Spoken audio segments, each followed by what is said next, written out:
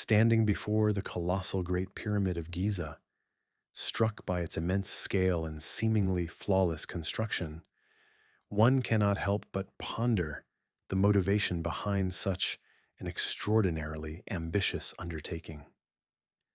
Was it merely to enter a pharaoh, or a display of unshakable authority? Or perhaps it stemmed from a more profound, unspoken reason, something too significant to voice aloud. For centuries, the world has been captivated by the pyramid's visible architecture, its internal passages, burial chambers, and physical mass. However, the vast expanse beneath the surface has largely been ignored. The desert plateau of Giza, appearing barren and empty, conceals a complex network of subterranean tunnels, deep shafts, and enigmatic hollow spaces, which contemporary scientific methods are only just beginning to uncover.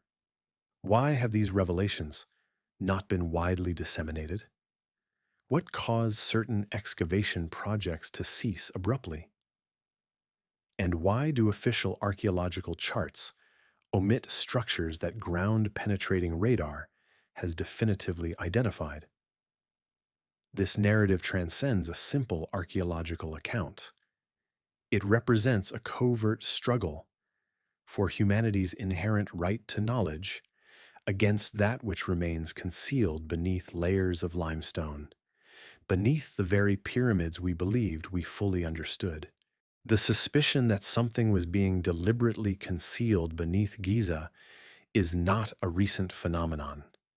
As far back as the 19th century, when early explorers approached the site with a scientific intent, many noted peculiar features not documented in any historical texts. They recorded observations of deep fissures leading to underground passageways and unusual drafts of air emanating from the earth. While some dismissed these accounts as fanciful, numerous historical maps depicted markers that, to this day, ground-penetrating radar has confirmed as genuine subterranean voids in precisely the same locations. In the early 1990s, a team of German archaeologists employed ground-penetrating radar to survey the area south of the Great Pyramid. The results were extraordinary. Approximately 25 meters below the limestone bedrock, a large rectangular chamber was detected. This was not a natural geological formation. Its distinct shape, precise location, and dimensions led experts to conclude it was deliberately constructed. Yet when the team sought permission for excavation, their request was abruptly denied, with Egyptian authorities offering no explicit justification. Equipment already on site had to be dismantled, and the collected data was never fully released. The international archaeological community voiced its concerns, with many believing that crucial discoveries were being suppressed, not due to a lack of evidence, but because they possessed the potential to fundamentally alter our established understanding of historical truth. Curiously, not all of this information originated from scientific sources. Local communities had preserved oral traditions for generations, tales of bottomless wells into which children tossed stones, with no sound of them ever reaching the bottom. Certain areas were deemed cursed and actively avoided after dark. For years, these narratives were dismissed as mere folklore, until modern instruments corroborated the existence of underground hollows, precisely where these stories indicated. During his prominent tenure, Dr. Zahi Hawass, arguably the most influential Egyptologist of our era, acknowledged the presence of unexplored tunnels beneath Giza. However, he never provided detailed maps or complete survey findings. Some have suggested he deliberately withheld information for political or personal advantage, though definitive proof remains elusive. It is evident, however, that much remains unspoken beneath the desert sands. The complexities deepen when examining ancient writings from the Greek and Roman periods. Certain texts allude to the Library of Thoth, a repository of sacred knowledge purportedly safeguarded beneath the pyramids. While tangible evidence is absent, the descriptions within these ancient texts bear a striking resemblance to radar data from 2017, which revealed a series of interconnected chambers and narrow passages deep beneath the bedrock. Even contemporary satellite imagery has identified unusual thermal anomalies surrounding the base of the Khufu pyramid, potentially indicating voids beneath the surface.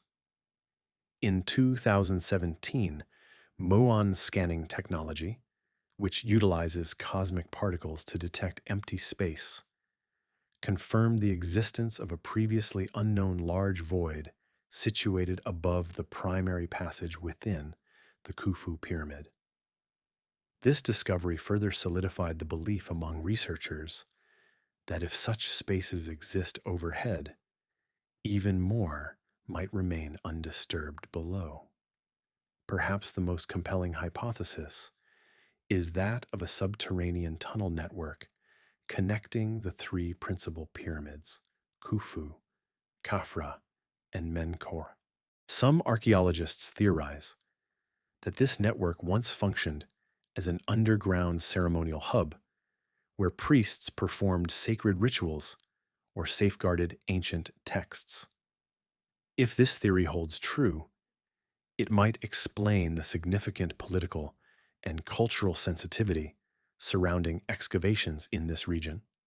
From another perspective, if an ancient library truly exists beneath the pyramids, housing knowledge of astronomy, medicine, or even prehistoric technology, it would not only necessitate a revision of Egypt's history, but would compel a complete rewriting of countless chapters in Western historical understanding.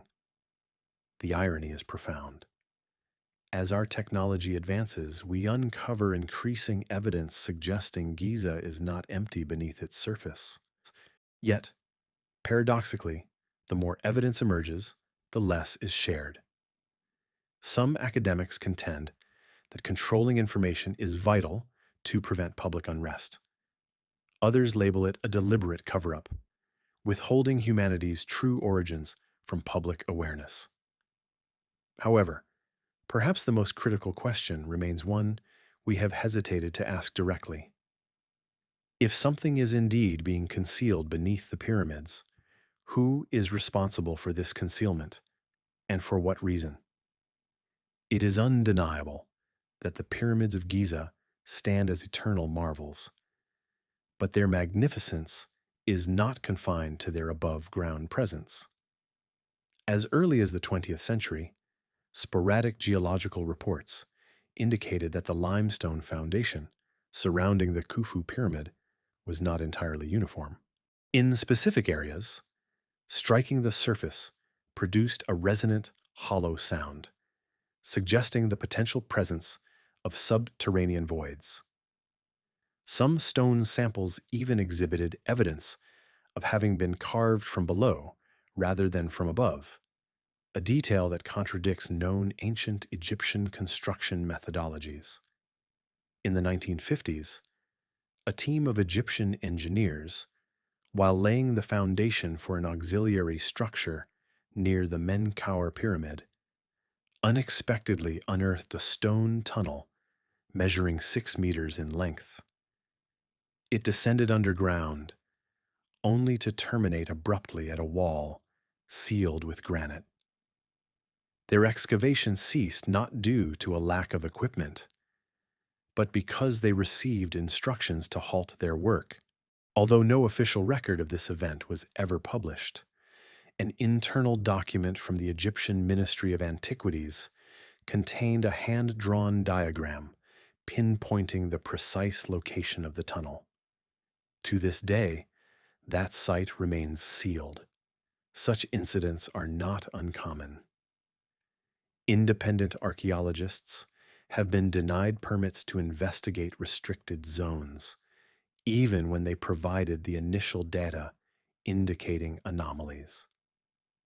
Several individuals who attempted to disseminate their findings to international media outlets abruptly ceased their research. A French researcher who publicly accused authorities of a systematic effort to control information withdrew from the field of archaeology mere months after appearing in a televised documentary. However, perhaps the most compelling observation is the recurring pattern. Discoveries made in disparate locations and at different times consistently point to a singular conclusion. Giza harbors an extensive subterranean layer that remains largely unexplored. In 1999, during a thermal scan conducted by Cairo University to assess temperature variations across stone blocks, researchers identified three unusual heat signatures on the northern facade of the Khufu pyramid. These localized hotspots did not correspond to any known rooms or passageways. The data was forwarded for further analysis, but no official report was ever released. When questioned about the findings, the lead researcher offered only a brief statement. There are things we cannot explain at this time. This raises the pertinent question: why the silence in the face of evidence that could herald a new era in global archaeology? The explanation extends beyond mere archaeological oversight. It lies in the potential ramifications of what might be discovered. If these subterranean chambers contain texts, artifacts, or structures that deviate from the established historical timeline, then our entire understanding of Egyptian civilization, and potentially human civilization as a whole, would require fundamental revision. Some theories are more conservative, suggesting these might simply be unfinished ceremonial chambers or storage areas for construction equipment. However, the persistent resistance to investigation casts doubt even on the simplest explanations. After all, if it were merely an empty chamber, why the concerted effort to keep it concealed? At an academic conference held in Paris in 2018, Italian archaeologist Alessandro Desi presented a provocative hypothesis. Giza was never intended as a burial site. Instead, he posited it served as a vault, not for mummies, but for knowledge. He drew parallels with practices in other ancient civilizations, where astronomical, agricultural, and medical knowledge was frequently encoded and preserved within symbolic architecture, shielded from natural disasters or conflict. If his assertion is correct, then the pyramids were not, as we have long assumed, intended as tombs. They may have functioned as protective casings, safeguarding something far more valuable concealed beneath. If this is the case, the crucial question shifts from what lies beneath the pyramids to why has it remained hidden for so long? For in an era when humanity has dispatched probes to Mars and explored the deepest oceanic trenches, the inability or unwillingness to uncover what lies just beneath one of history's greatest monuments can no longer be attributed solely to scientific limitations. If a repository of ancient knowledge truly exists beneath the pyramids, what compelled the ancient Egyptians to construct such an elaborate system? And how could they have achieved this with the technological capabilities of their time? This question presents not merely a technical enigma, but a direct challenge to modern complacency. Have we underestimated the intellectual prowess of an ancient civilization? From multi-ton stones positioned with millimeter precision to near-perfect alignments with celestial bodies, particularly Orion, the pyramids represent more than just architectural triumphs. They are profound messages. Yet, the intended recipients and the ultimate purpose of these messages remain unanswered questions beyond anyone's definitive grasp. One of the most intriguing patterns observed is the recurring presence of hidden numerical relationships. Within the Great Pyramid's design, the ratio of its perimeter to twice its height closely approximates pi, a mathematical constant whose knowledge is not attributed to any known civilization of that era. The internal chambers and passageways of the Khufu pyramid also exhibit lengths and angles that mysteriously align with astronomical events. Could it be, then, that these structures served not only as symbolic representations, but as a form of map or code indicating something concealed deeper underground? This leads us to a fundamental reality. Ancient Egyptian society was structured in layers, with access to information being unequal. Certain inscriptions were deliberately placed deep within tombs, far from public view. Ceremonies were conducted in the secrecy of night, within hidden chambers, by high-ranking priests. If a vault of timeless knowledge did exist, it would undoubtedly have been reserved for a select few. Persistent references exist to the Void Room, a subterranean chamber that many archaeologists believe may have once housed the most treasured artifacts. According to some historical maps, access to this chamber might have been possible through a sealed tunnel on the southeast side of the Khufu pyramid.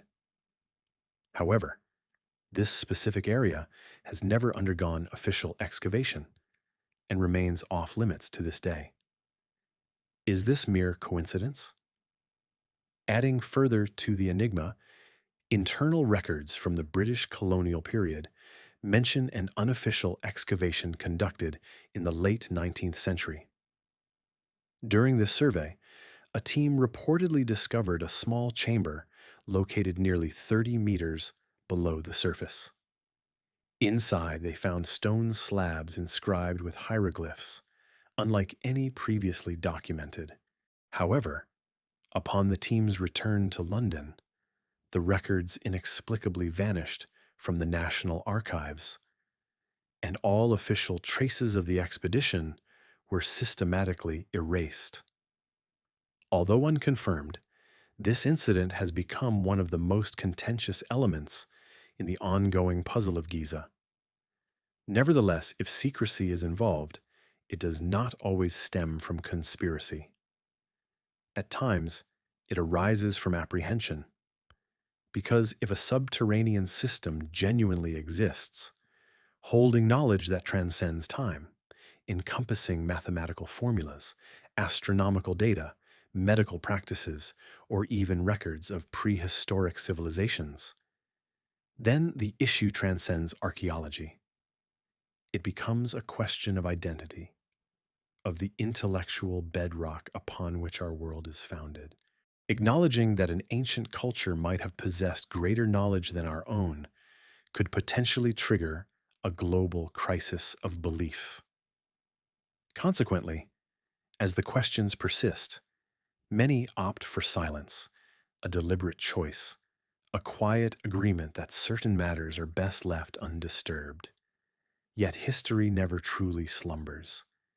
Each generation produces individuals who relentlessly pursue answers, who investigate, who seek connections between forgotten pieces of information. And although they may encounter obstacles, they persevere. For truth, no matter how deeply buried, eventually surfaces, much like a stone refusing to remain hidden. In 1993, a name resonated through the archaeological community. Rudolf Gantenbrink, a German engineer specializing in robotic exploration, was invited to Giza to conduct a survey within the Great Pyramid.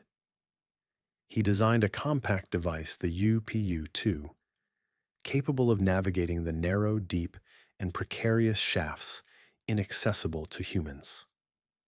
His mission was to investigate a mysterious ventilation shaft within the Queen's chamber, a passage sealed off for millennia. As the robot traversed the confined space, merely 20 centimeters wide and extending over 60 meters deep, Gantenbrink discovered a small stone door fitted with metal pins. This was not an ordinary slab. It was intricately crafted, featuring two metal handles, resembling an actual doorway leading to an uncharted space. The announcement sent shockwaves worldwide. But then, the unexpected occurred. Gantenbrink was removed from the project, and all further exploration was abruptly halted, with no clear explanation provided. It wasn't until almost a decade later, in 2002, that another team revisited the shaft. They deployed a new robot equipped with a miniaturized camera. Upon passing through the initial door, they discovered not a chamber, but another narrow corridor terminating in a second door. This immediately prompted new inquiries. Who would construct two consecutive doors within a ventilation shaft? And if not for ventilation, for what purpose? One theory emerged. It could represent a concealed passageway, potentially part of a ceremonial or communication system linking to subterranean chambers. Furthermore, this shaft might not be an isolated feature.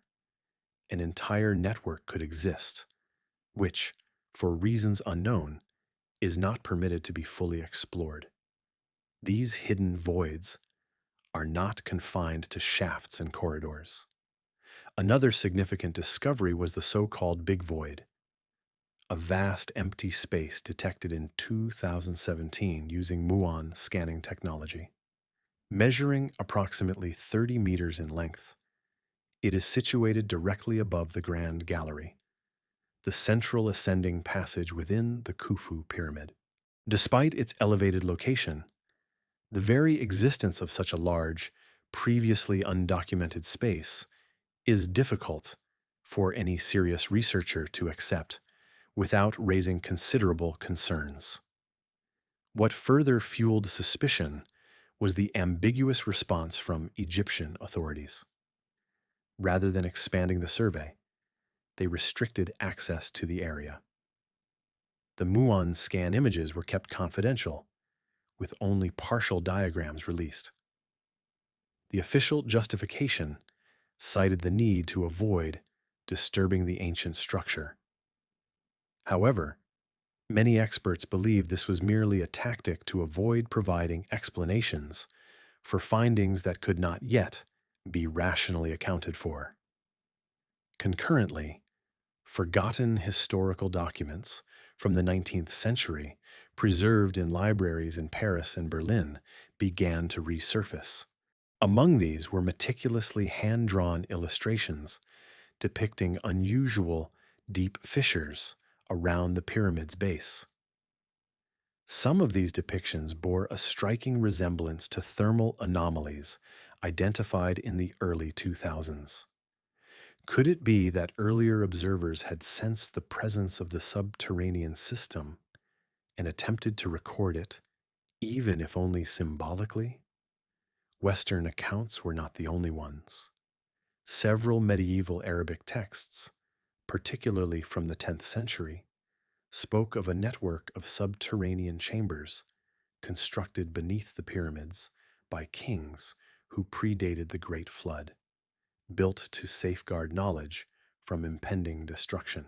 While many modern scholars have dismissed these as metaphorical myths, the uncanny correlation between these ancient descriptions and currently detected radar voids has prompted a reconsideration of their significance.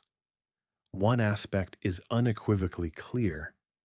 If an underground system does indeed exist, it has been meticulously protected, not solely by stone, but by an enveloping silence. Most technical data has been released only in fragmented portions. Independent researchers are denied access to critical excavation sites. Above all, a pervasive bureaucratic impediment, characterized by permits, restrictions, and jurisdictional complexities, has rendered the exploration of Giza's hidden spaces virtually impossible for the broader scientific community. In such an environment, one element remains steadfast: doubt. Within the realm of archaeology, doubt is not a weakness, but a driving force.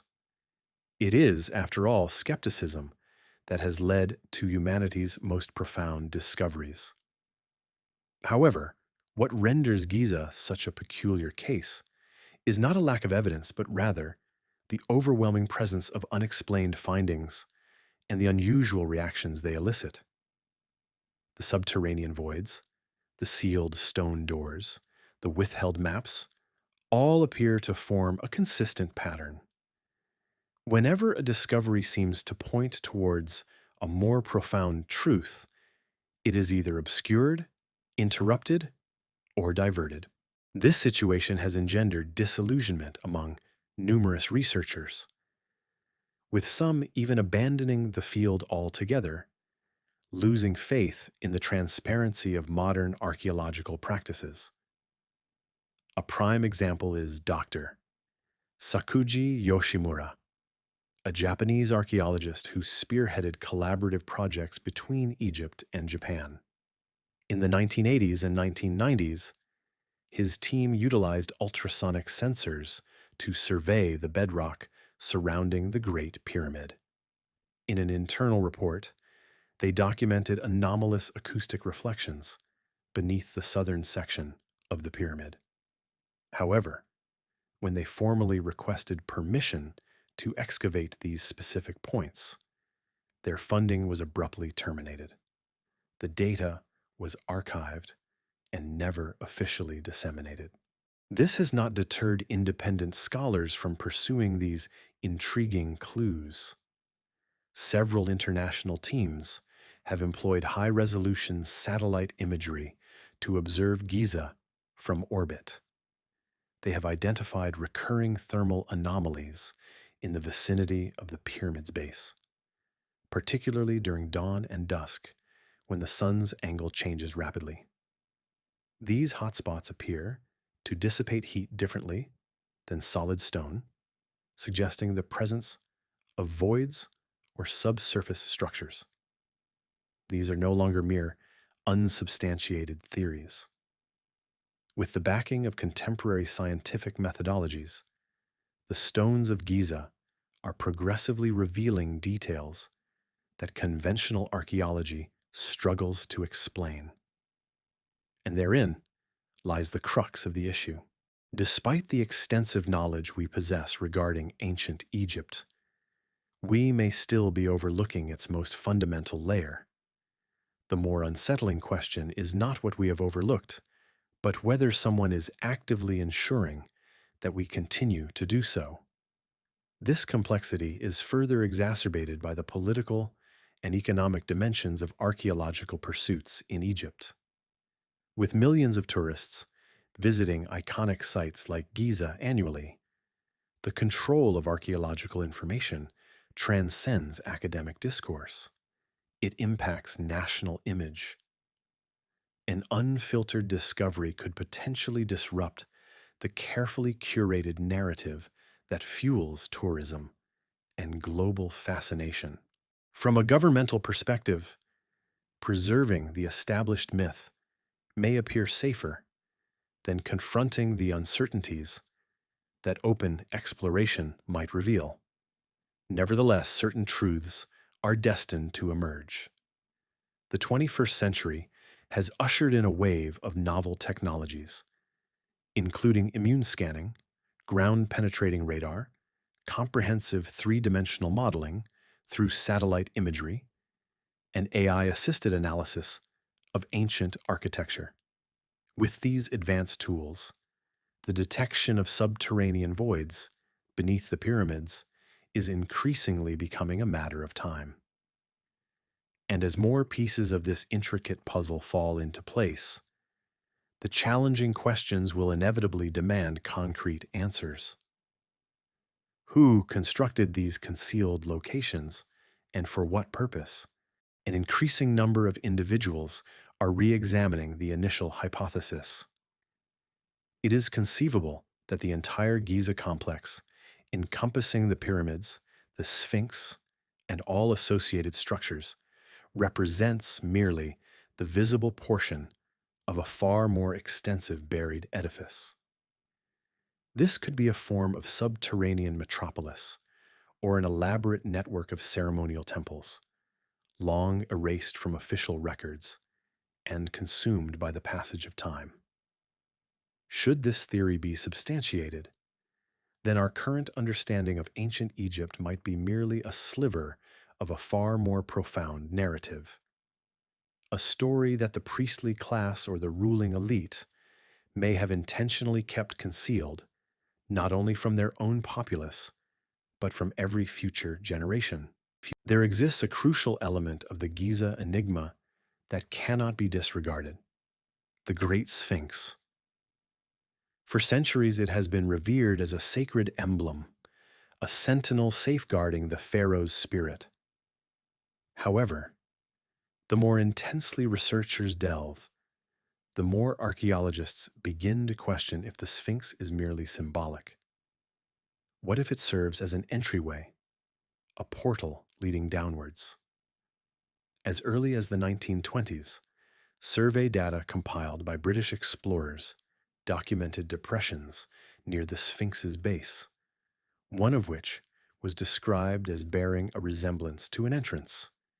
Yet, once this information began to circulate, the vicinity around the monument was cordoned off and designated a restricted archaeological zone.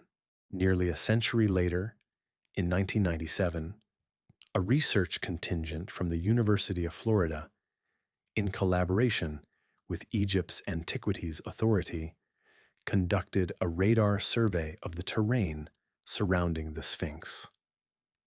They corroborated the existence of at least two subterranean hollow spaces situated beneath the statue, oriented towards the Khafra pyramid.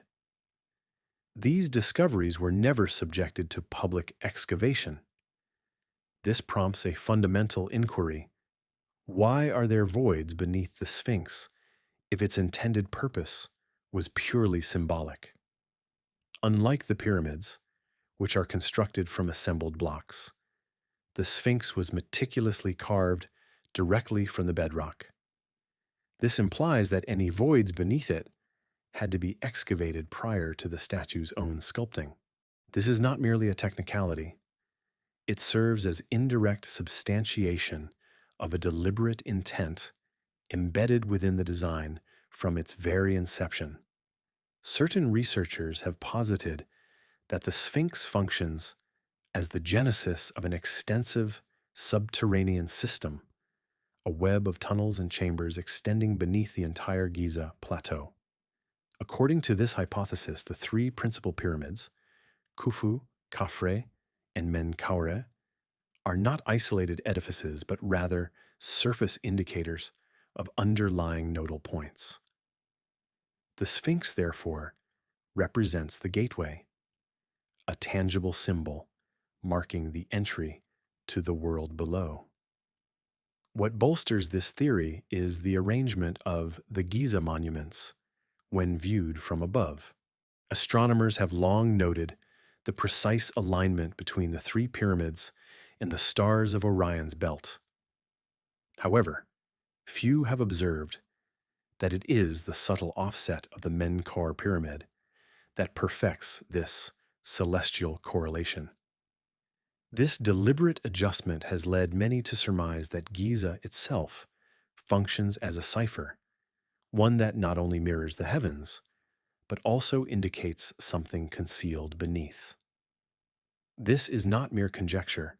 In 2010, a French research team employed ground-penetrating imaging to detect a series of echo patterns beneath the plateau, extending from the vicinity of the Sphinx all the way to the base of the Khafra pyramid.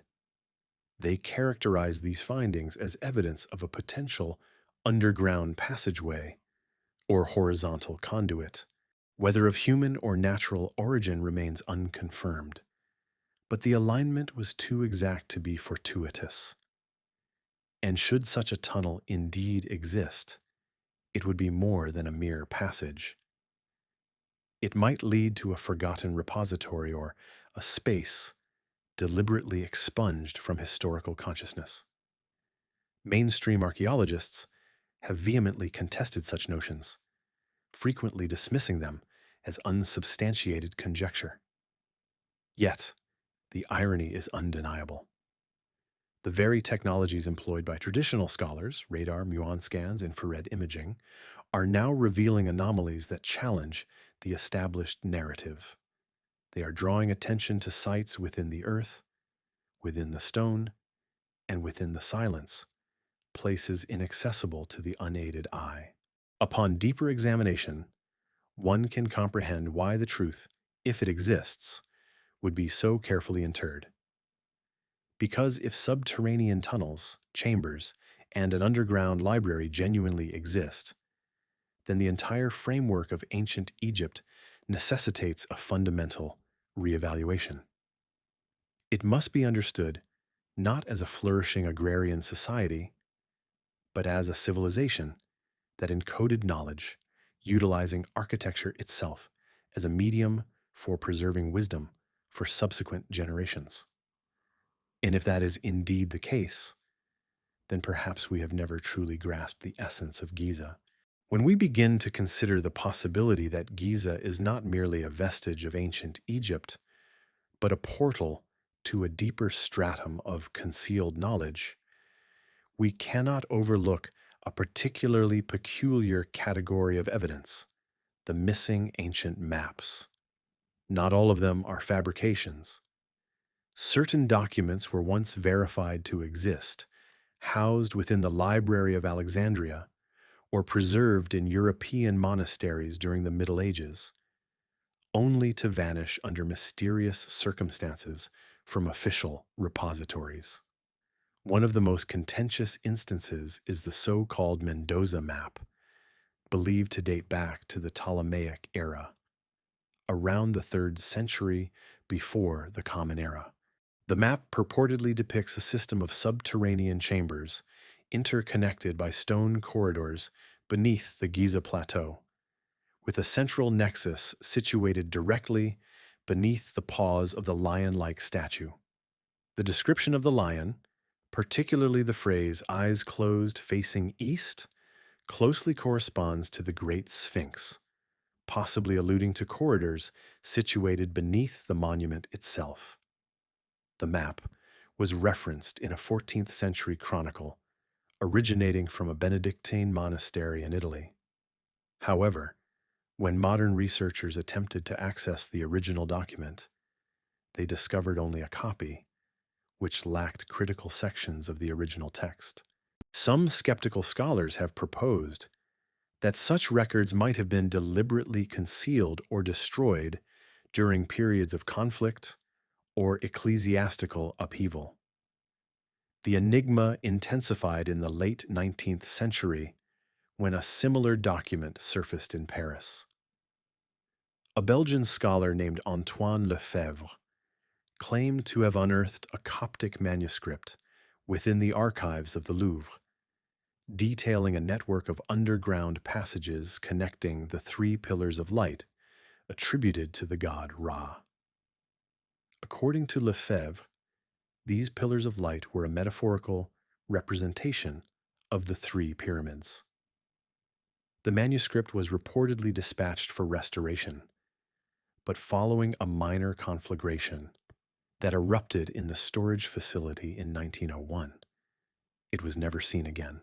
So, do these maps and records truly exist, or are they merely products of imagination? The answer may not reside in belief, but in the demonstrable fact that many of their descriptions align remarkably with recent findings derived from contemporary scientific instruments. Consider the Mendoza map, for example.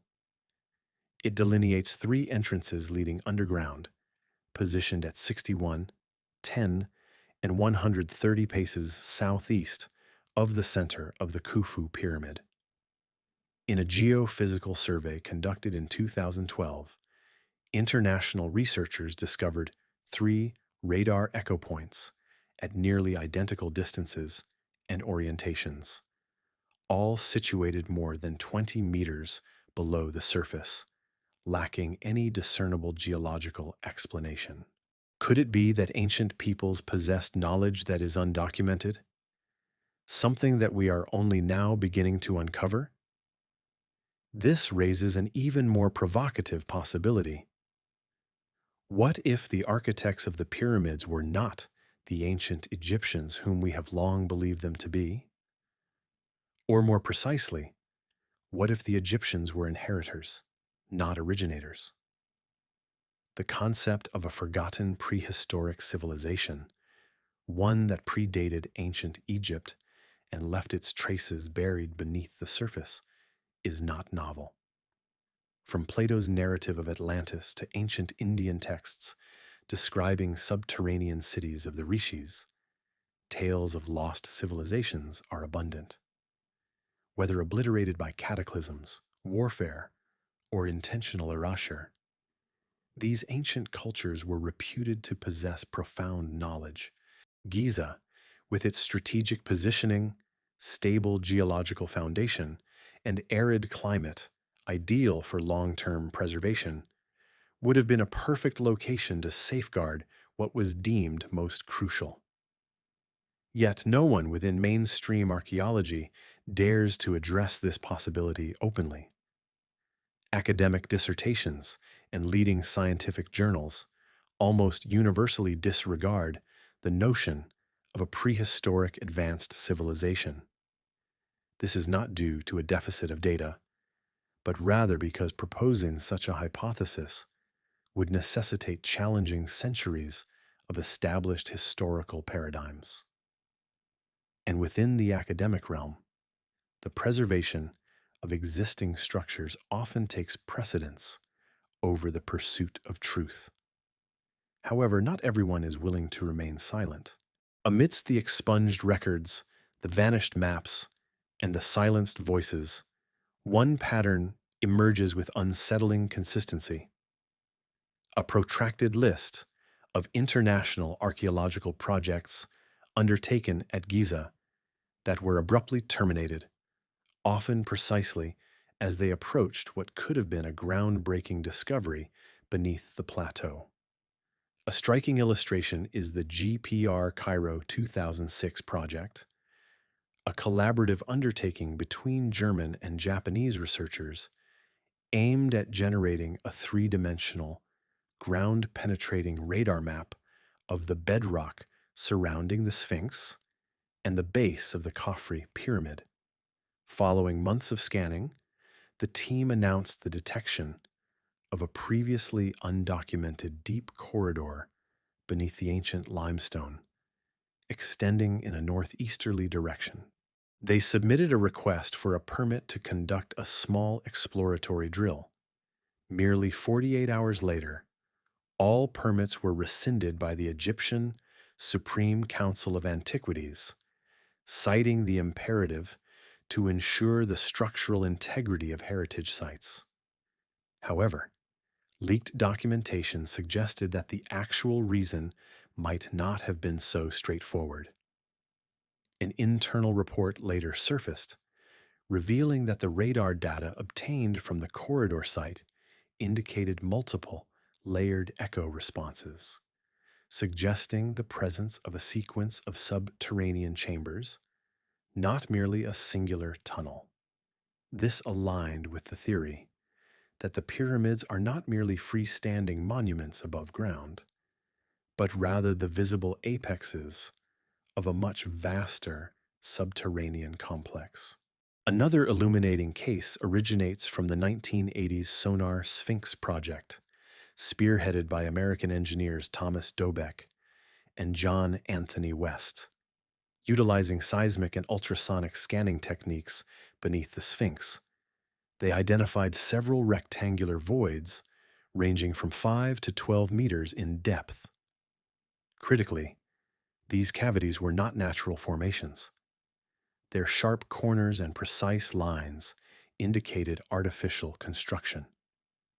Yet, subsequent to the publication of their findings, Egyptian authorities promptly refuted the accuracy of the instruments and halted all further investigations. This gave rise to a crucial question. If the findings were erroneous, why not proceed with the survey to demonstrate their inaccuracy? And if they were indeed correct, why cease all further inquiry? The global academic community began to experience a divergence of opinion. Certain conservative scholars contended that the international teams lacked cultural sensitivity and were prone to sensationalism. Conversely, independent researchers countered that without these so-called sensational claims, numerous discoveries would remain permanently confined to the locked filing cabinets of state institutions. A deeper concern began to surface: the potential for a coordinated system of information control, extending not only within Egypt, but also across international heritage networks. Investigative journalists highlighted the interconnections between archaeological funding bodies, heritage preservation agencies, and academic institutions. Within such a closely interconnected framework, publishing a discovery deemed too controversial could result in the forfeiture of research grants, social ostracization from academic circles, or even the denial of travel visas. The cumulative weight of such potential repercussions has compelled numerous scientists to withdraw discreetly. They have taken with them untold narratives, unpublished maps, and hard drives filled with raw data. Information that, if disseminated, could fundamentally alter our perception of Giza. Meanwhile, the voids beneath the plateau persist, silent, cold, and patient, awaiting an individual courageous enough to probe deeper. Perhaps the truth lies directly beneath our feet, buried not only in stone and sand, but within a silence that has endured for millennia. When we refer to ancient Egypt, we frequently assume that the history of this land commences around 3100 BCE, the period when Menes unified Upper and Lower Egypt. However, there exists evidence that has been overlooked or intentionally disregarded, suggesting that Giza may have been utilized long before that era, during a time beyond the reach of official historical accounts. One of the most contentious pieces of evidence is the Great Sphinx itself. For many years, mainstream archaeology has maintained that it was constructed around 2500 BCE, during the reign of Pharaoh Khafre. Nevertheless, independent geological studies examining water erosion on the statue's body have led to a radically different hypothesis: that the Sphinx might predate Khafre by thousands of years, existing during a period when Egypt's climate was still characterized by ample rainfall, at least between 7000 and 9000 BCE. This research, led by geologist Robert Schoch in the 1990s, sent ripples of astonishment through the scientific community. Because if the Sphinx dates back over 10,000 years, then a civilization capable of erecting such a colossal stone monument must have existed long before any recorded history. The academic establishment was swift to voice its opposition, arguing that the erosion could have been attributable to wind or other environmental factors.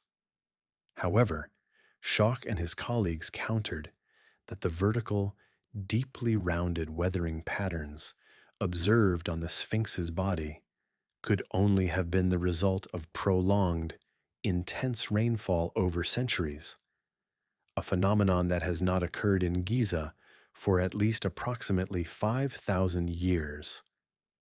If this theory holds true, then the Sphinx was not constructed by the ancient Egyptians, but by a pre Egyptian civilization.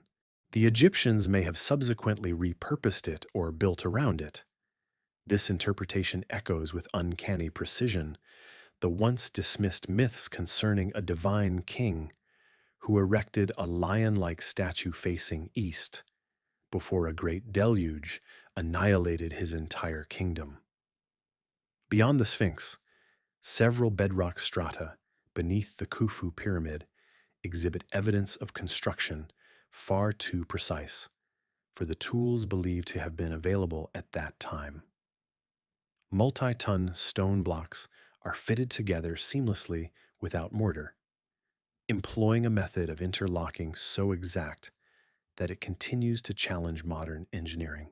Japanese researchers once analyzed the cut surfaces of these stones and concluded that the tools utilized must have been harder than modern steel, a technology purportedly far beyond the capabilities of the ancient Egyptians. Once again, the same question arises. If the Egyptians did not build this from its inception, who did? And if it was a prehistoric civilization, why did they vanish? Was it due to warfare, a catastrophic event, or did they simply choose to be forgotten? Ancient Egyptian texts contain cryptic references to a period known as Zep Tepi, meaning the first time.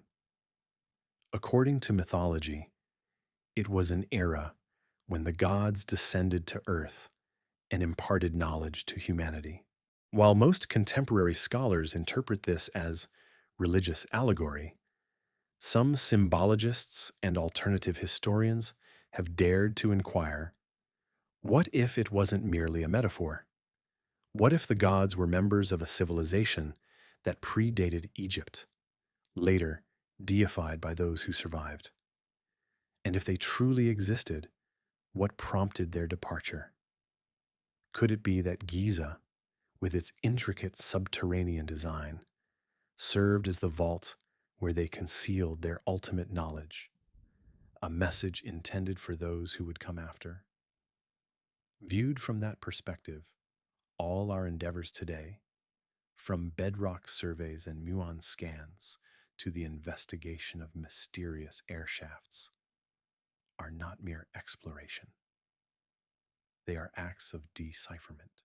We are following faint traces left behind by a civilization that chose to communicate through stone, through silence, and through enigmas buried deep beneath the sands of Giza.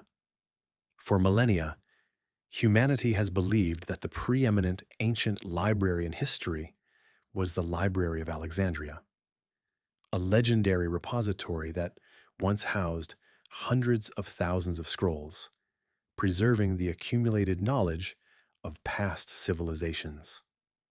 However, a lesser known and even less frequently discussed hypothesis suggests that Alexandria was neither the first nor by any means the most ancient.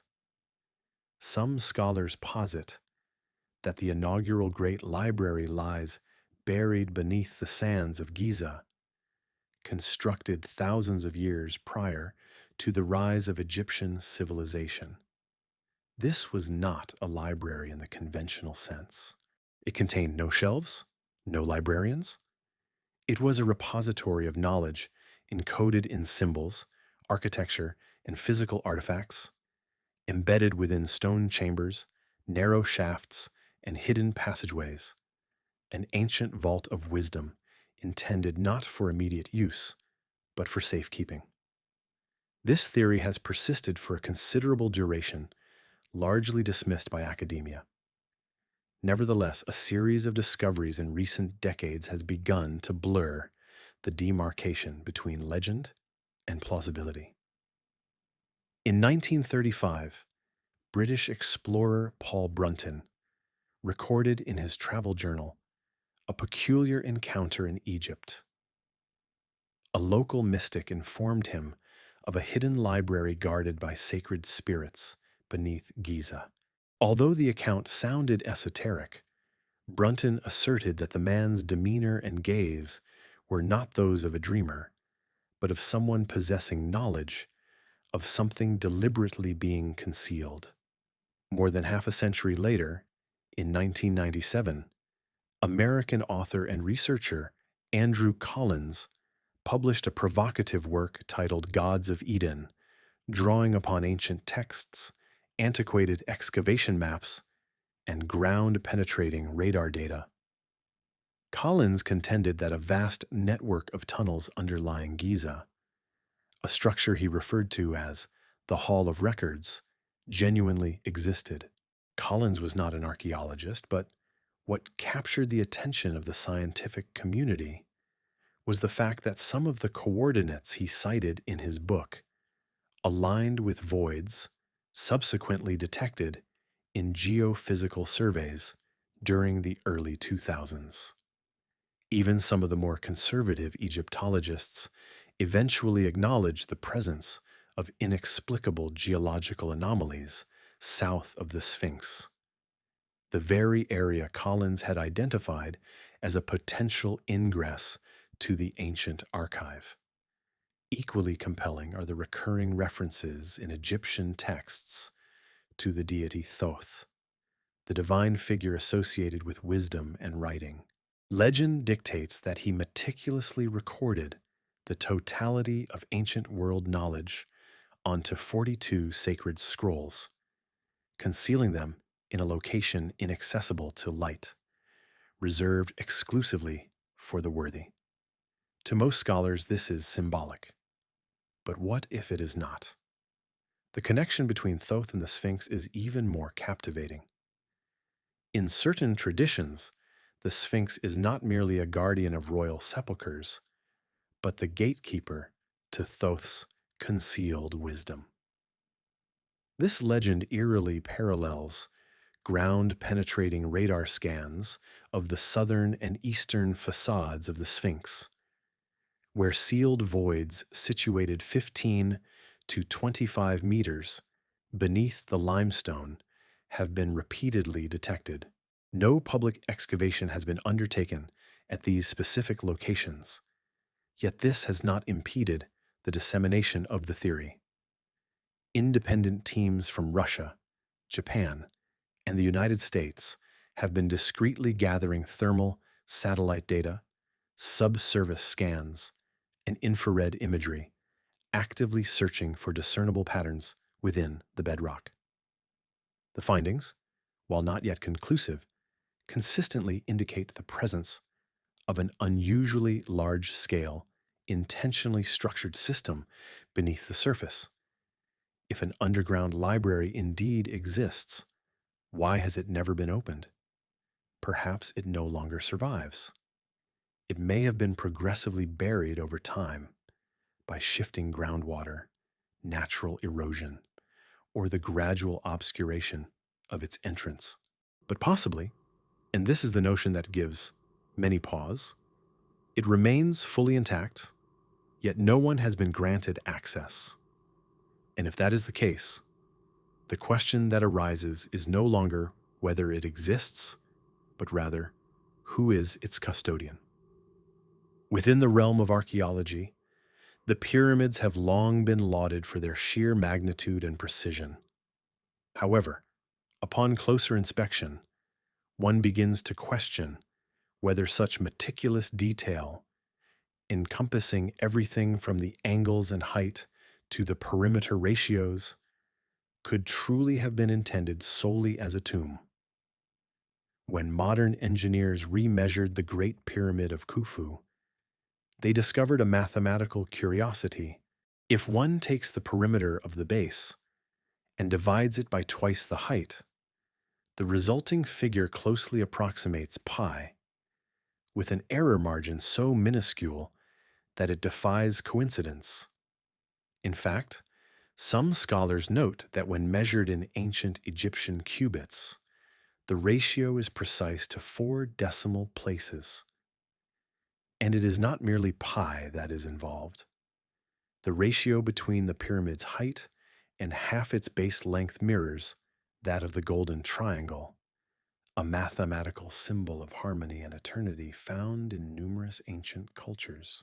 These proportions strongly indicate that the pyramid's architect was not merely a skilled builder, but also a profound mathematician and an astute astronomer, possibly even an individual entrusted with the monumental task of inscribing vital knowledge into the very fabric of stone. This revelation naturally prompts the inquiry: what was the purpose of embedding such intricate mathematical understanding within architecture? Furthermore, if this monumental structure indeed carries a message, have we truly grasped its intended meaning? A growing number of researchers are now approaching the pyramid as an ancient encoded system. They meticulously scrutinize every dimension, every celestial alignment, and the precise slope of each internal corridor, viewing them as integral components of a sophisticated cipher. This cipher, they propose, might reveal geographical coordinates, serve as a hidden map, or contain a sequence of directives designed to unlock deeper, concealed truths. Perhaps the most captivating element is the Grand Gallery, a sweeping ascending passage extending approximately 47 meters in length and standing over 8 meters in height. Its construction methodology is strikingly dissimilar to any other section of the pyramid. While conventional theories posit it as a mere passageway, a more unconventional interpretation suggests it functions as a symbolic measuring instrument where each stone step represents a distinct unit of knowledge or a precise spatial interval. A significant study conducted in 2013 proposed that when one multiplies the total number of steps within the Grand Gallery by the height of each step, measured in cubits, the resulting figure closely approximates the Earth's equatorial circumference divided by 1,000. This remarkable correspondence is highly unlikely to be coincidental, implying the builders possessed an awareness of our planet's dimensions millennia ago. Another often overlooked detail pertains to the pyramid's orientation. The four sides of Khufu's base align with astonishing accuracy to the cardinal directions: north, south, east, and west, with an error margin of less than 1/120th of a degree. This level of precision is particularly perplexing given that neither compasses nor modern astronomical tools were available during its construction. Some astronomers have put forth the theory that the pyramid was deliberately aligned with specific stars within the constellations of Orion and Canis Major. If this proves to be accurate, the orientation might serve a purpose beyond religious significance. It could function as a celestial marker or an advanced navigational aid. Within this conceptual framework, the surface alignments could even indicate precise subterranean locations. Viewed through this perspective, the entirety of the Khufu pyramid transcends its identity as a mere monument. It transforms into a three-dimensional navigational system where every ratio, every angle, and every alignment contributes to a complex map guiding towards something profound and hidden. The extent to which this ancient code has been deciphered remains unknown, perhaps only 10%, or even less.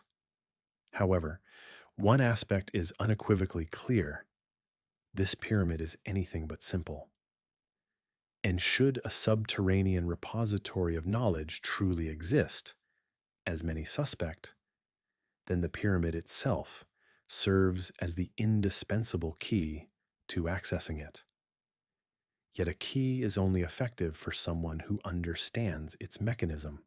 To date, the world eagerly awaits a decipherer of stone, an individual possessing the requisite precision and perceptiveness to finally unlock its secrets. In the contemporary world, the pyramids are frequently regarded as testaments to engineering prowess and mathematical exactitude. However, to the ancient Egyptians, these colossal stone edifices represented far more than mere physical monuments. They were considered spiritual instruments, integral to a sacred belief system where rituals, sound, movement, and light held the power to unlock dimensions of existence inaccessible to ordinary perception. While this might sound esoteric, a closer examination of how the Egyptians integrated acoustics, light, and spatial design into their ceremonies begins to reveal remarkable insights. Ancient texts and temple reliefs meticulously describe nocturnal rituals performed under the full moon.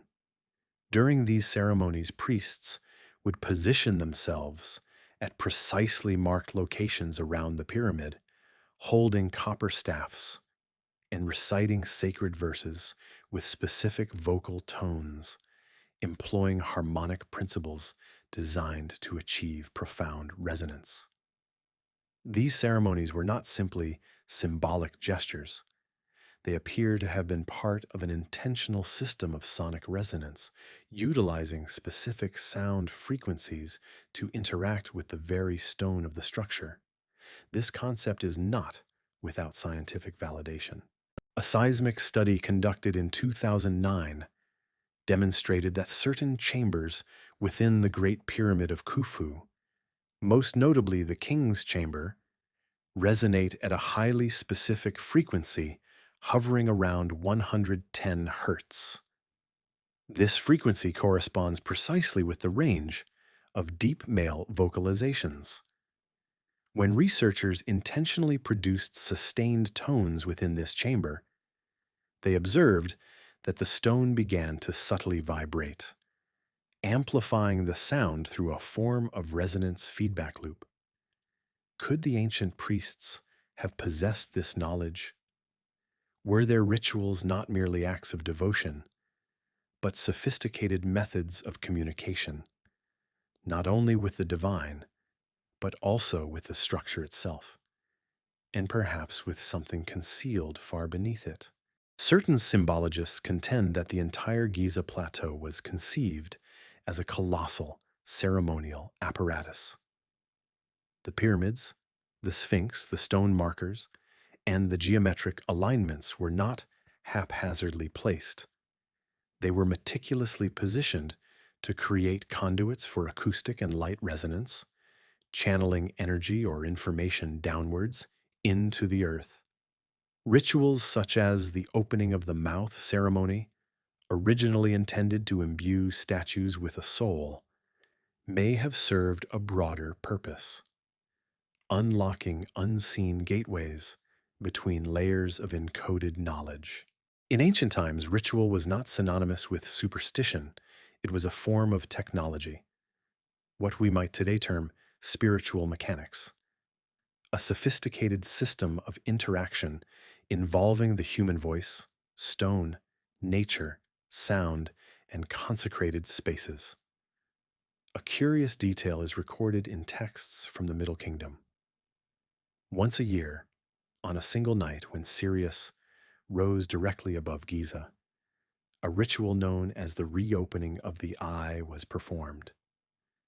During this ceremony, priests would arrange themselves in a spiral formation around the pyramid's base, reciting an ancient chant with a measured rhythm, precisely synchronized with the celestial event. Some contemporary scholars speculate that this moment represented a critical window within an activation cycle. A sacred ritual, yes, but potentially also a functional trigger, a brief alignment, a gateway. Today, no such ceremony is enacted. However, numerous researchers firmly believe that the behaviors and vocalizations of ancient humans constituted an essential component of Giza's hidden operational system. It is plausible that the underground chambers are not merely sealed by stone, but are locked by the absence of precise, resonant frequencies, incorrect light frequencies, or the forgotten cadence of sacred incantations. If we begin to perceive Giza not as a static structure, but as a finely tuned mechanism, one that only responds to the presence of the correct individual at the opportune moment with the appropriate signal, then modern scientific inquiry might be likened to fumbling fingers attempting to guess an elusive password. It is possible that what we are failing to grasp is not a missing tool, but a forgotten memory.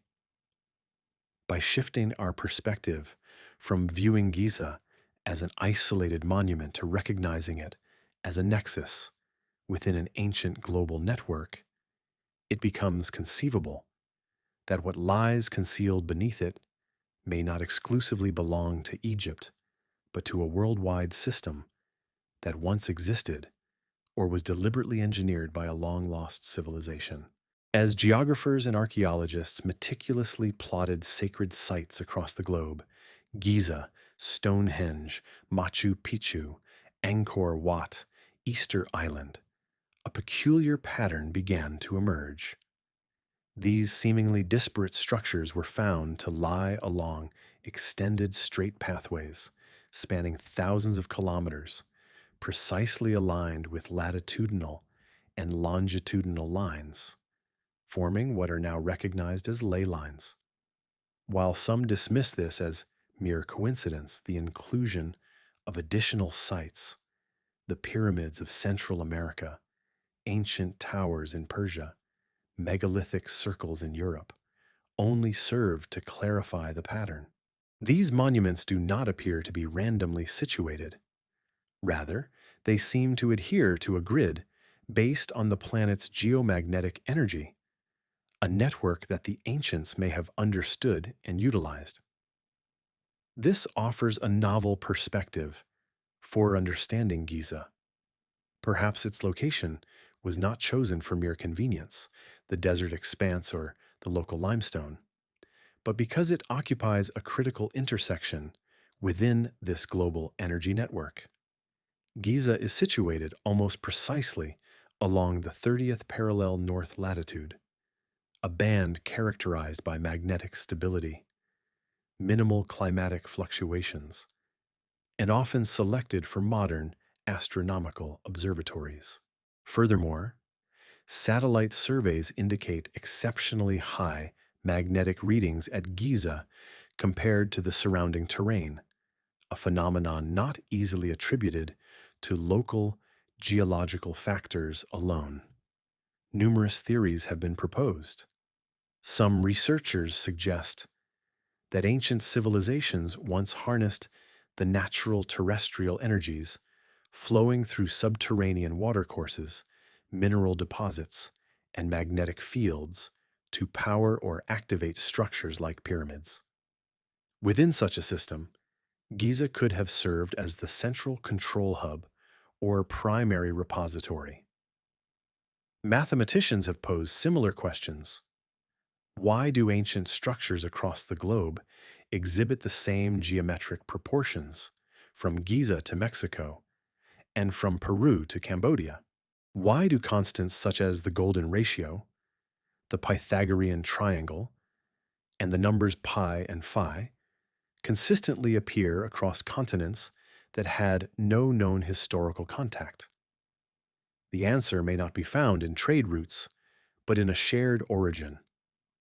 It is conceivable that in a time lost to recorded history, a global framework of knowledge existed, disseminated not through conquest or empire, but through architecture, mathematics, astronomy, and symbolism.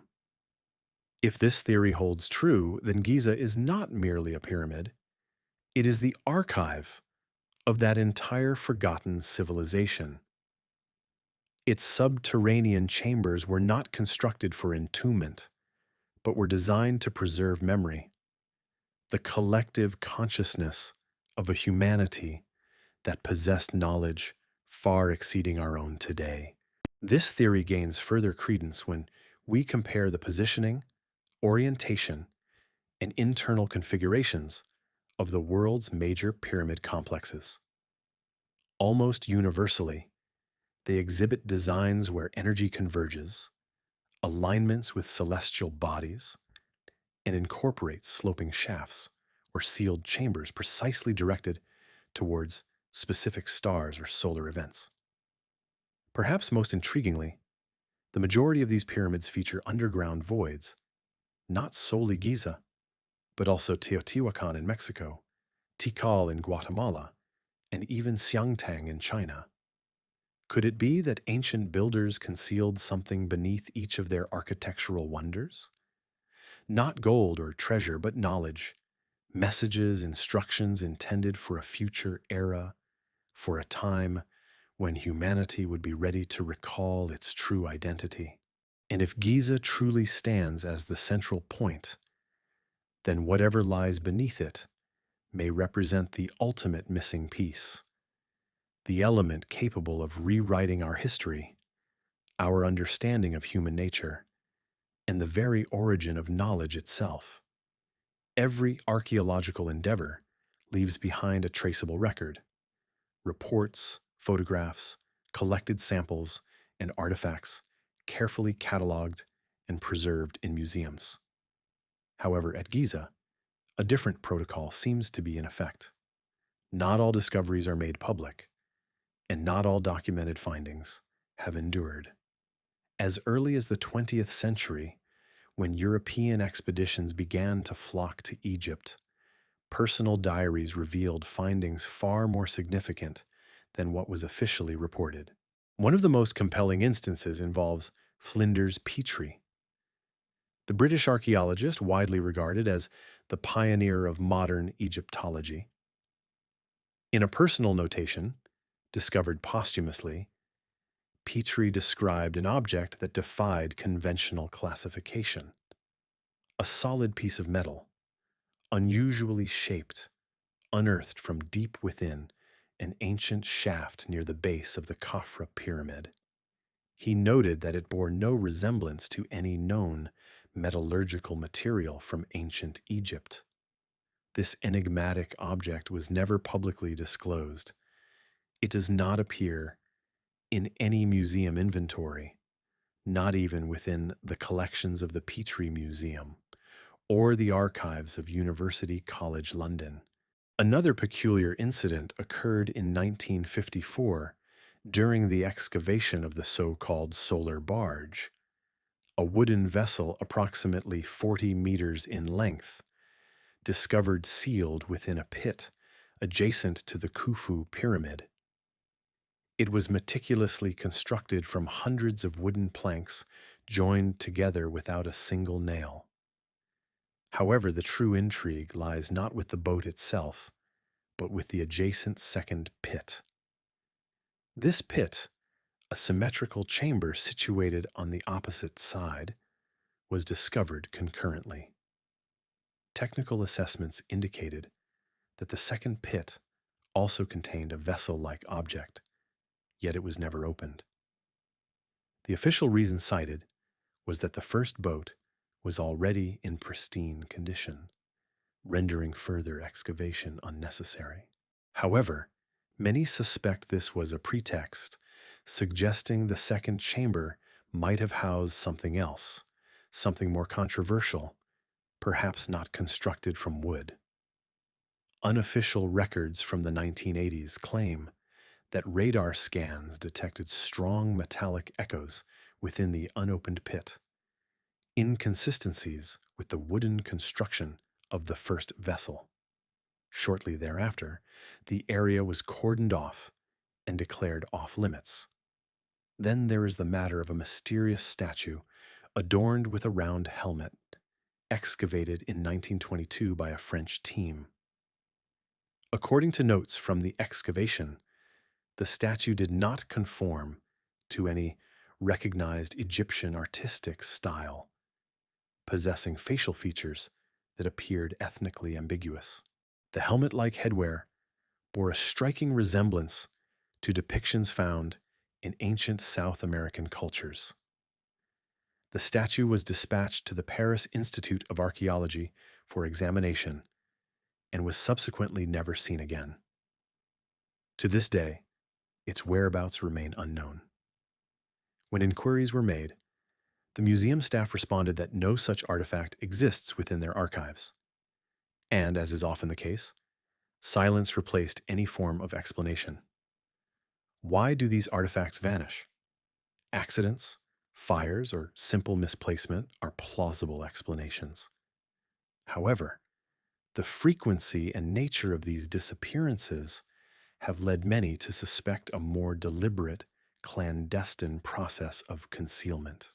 Perhaps what is being hidden are objects that challenge the established historical narrative, artifacts suggesting the presence of individuals in Giza predating the Egyptians, or the existence of materials and technologies at a time when they were not expected to be present. In the field of archaeology, such discoveries are often labeled as anomalies. However, a more fitting term might be evidence of an alternate history. And if these pieces of evidence are being deliberately concealed, then perhaps the most significant element being buried is not the artifact itself, but our capacity to acknowledge that our current understanding might be fundamentally flawed. Numerous individuals have come perilously close to uncovering the truth concealed beneath Giza.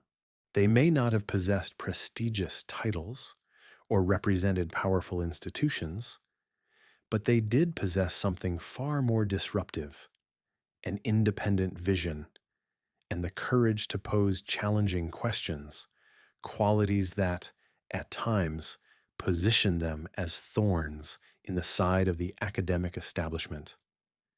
One of the most controversial figures was Ahmed Fakhri, an Egyptian archaeologist who earned his doctorate from the University of Berlin and dedicated years to studying the Giza Plateau during the 1950s and 60s. In a personal note published posthumously by his son, Fakhri recounted the discovery of a stone shaft descending underground on the southwestern side of the Sphinx, deliberately sealed by human intervention. According to his account, this site had never been previously explored.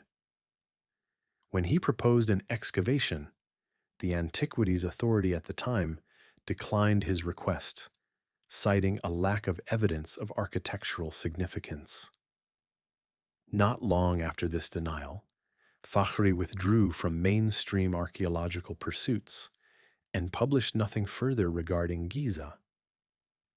A similar narrative surrounds Jean-Philippe Lauer, who spent nearly 5 decades excavating the step pyramid complex at Saqqara. During a conference, he openly stated that we have only accessed the surface of a much deeper, larger system underground. While he did not explicitly name Giza, those present understood the implicit connection. Shortly thereafter, some of his European funding sources were abruptly terminated, and his work began to be dismissed by his peers as purely speculative. This pattern was not confined to Egyptian or French scholars. Hiroshi Ogawa, a Japanese geophysicist who collaborated on a ground-penetrating radar project at Giza in the early 2000s, published data indicating repeating geometric voids beneath the southeastern face of the Khufu Pyramid. He was swiftly removed from the international research team. Japanese news outlets subsequently reported that he had faced pressure for allegedly violating internal publication agreements. Ogawa subsequently abandoned the field of academia entirely, disappearing without a trace. These individuals were not proponents of conspiracy theories. They were engineers, geologists, and archaeologists, professionals with extensive training. They never invoked notions of aliens or mythical civilizations. Their assertions were straightforward. There is something located beneath Giza, and its significance may be far greater than we have been led to believe. What makes their account so striking is not merely the repetition of similar discoveries, but the identical sequence of events: discovery, proposal, denial, and subsequent disappearance. What is truly transpiring? Could there be an unacknowledged system of control within the archaeological community, where truth is only permitted if it aligns with the sanctioned historical narrative? If an underground structure beneath Giza poses a threat to the established version of history, then the suppression of anyone who deviates from the accepted discourse becomes an understandable, albeit concerning, course of action. Yet, these individuals, largely forgotten by the mainstream, have left behind subtle traces: their notes, their raw data, their hand drawn sketches on aging paper. These fragments still exist, preserved in obscure libraries, private archives, and through leaked scans that circulate discreetly online.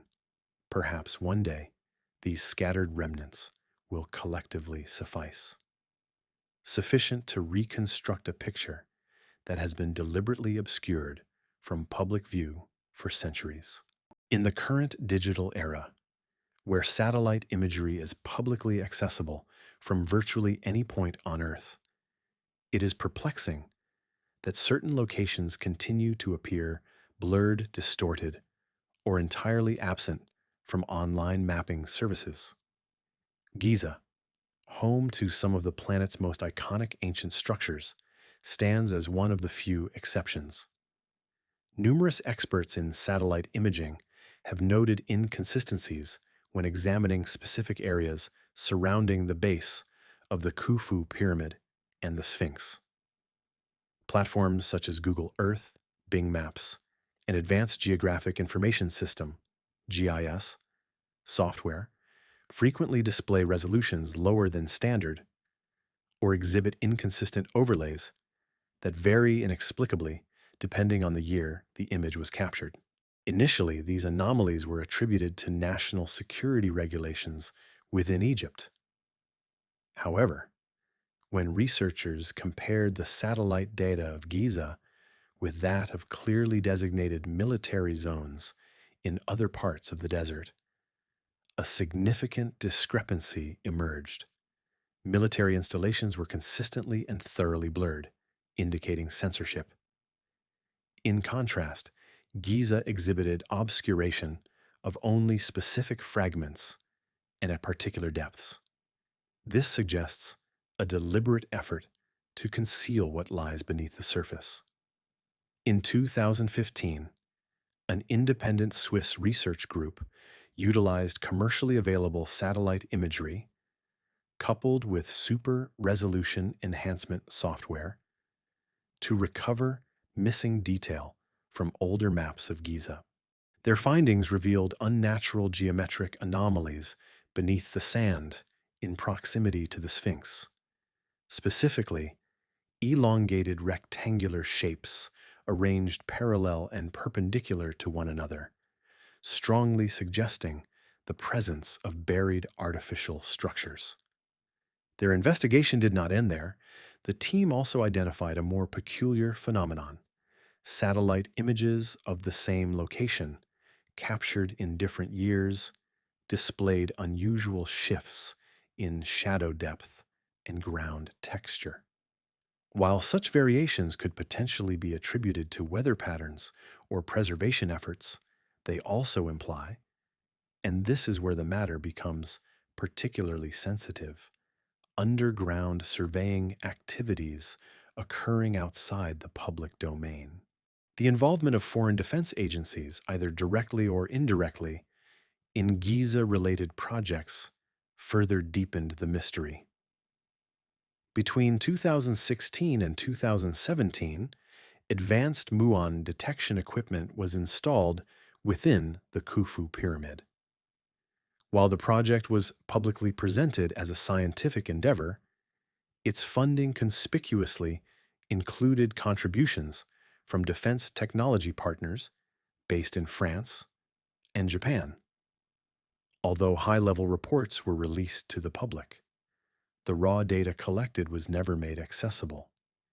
Detailed three-dimensional models of the pyramid's internal structure, particularly those depicting the unknown voids, were shared only partially, with numerous layers of access restrictions imposed.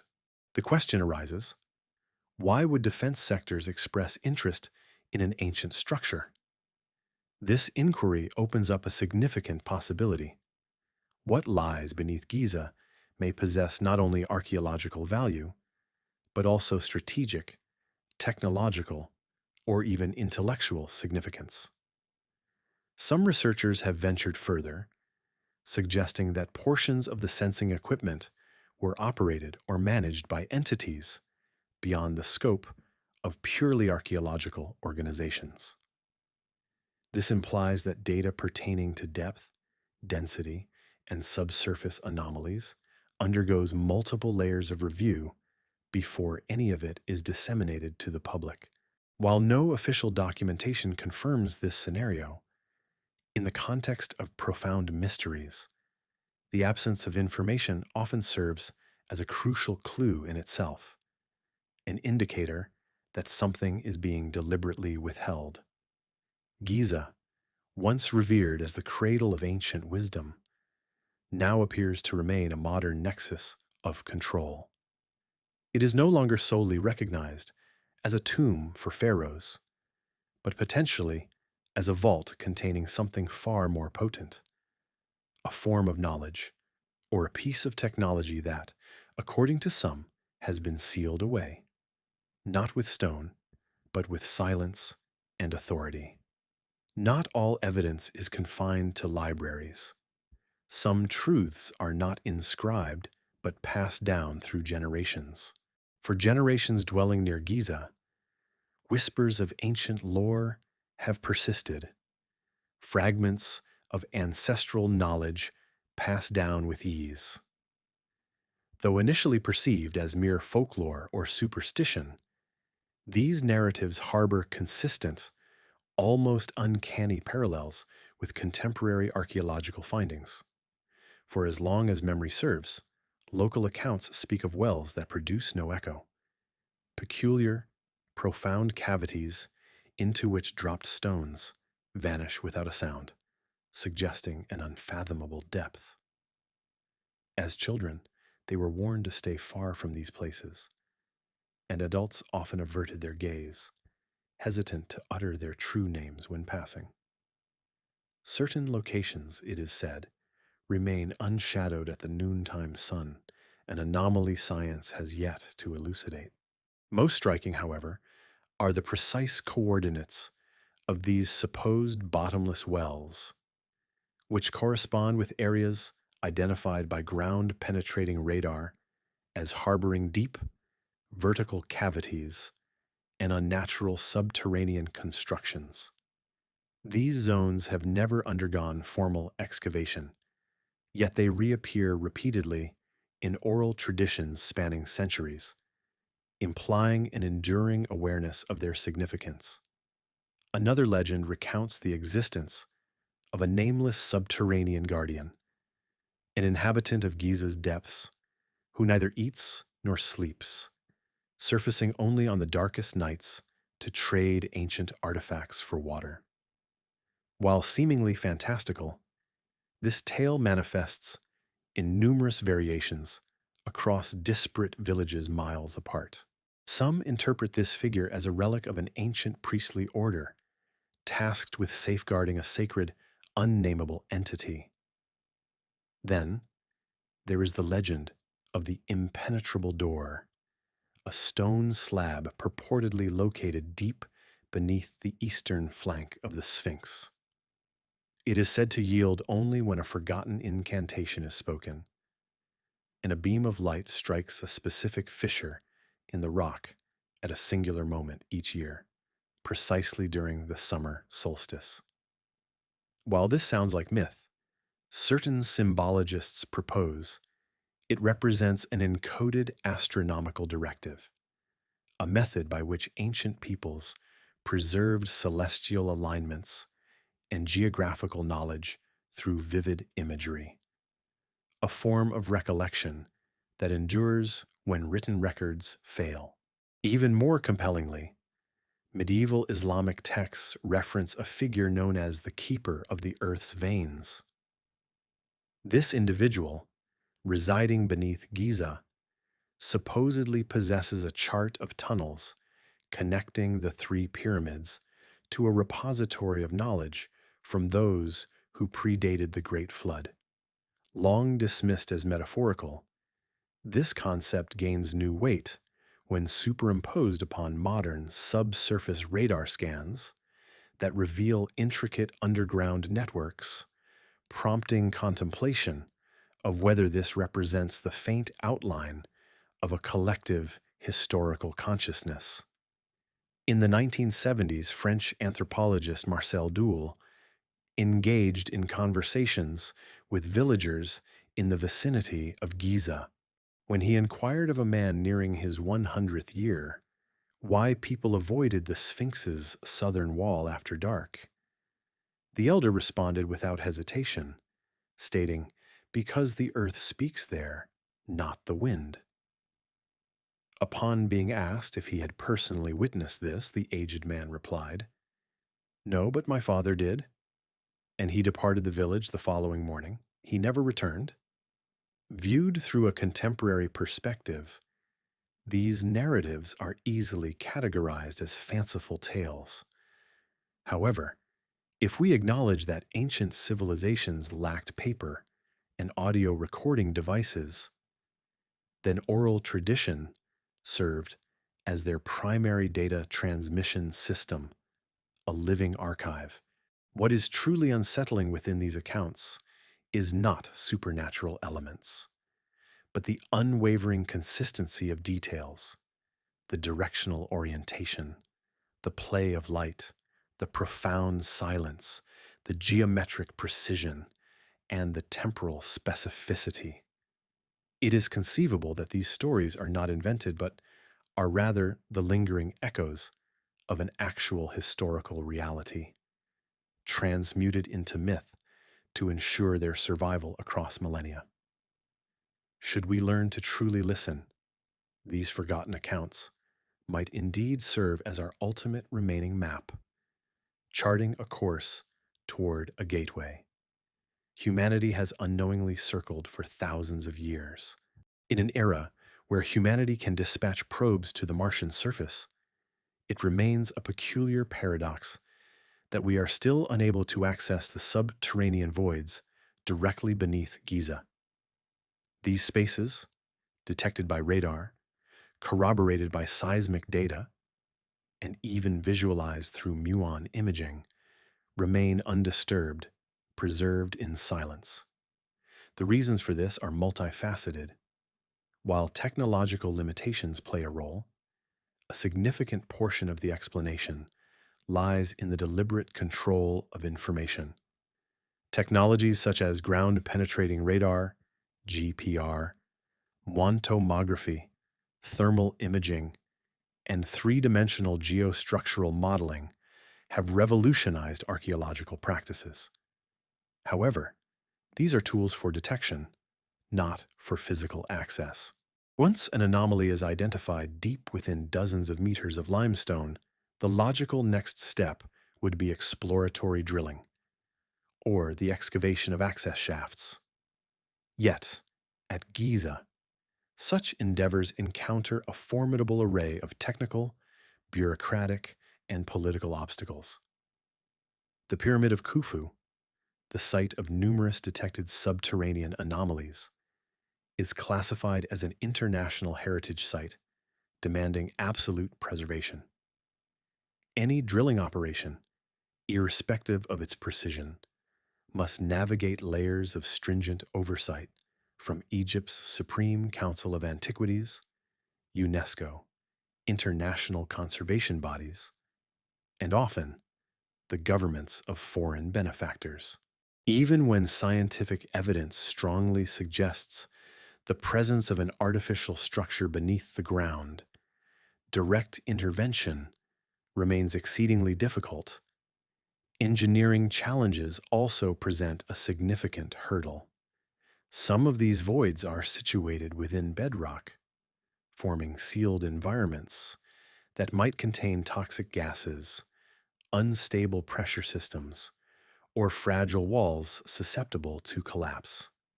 Accessing them would necessitate the deployment of ultra-compact, remote-operated equipment capable of exerting zero vibration.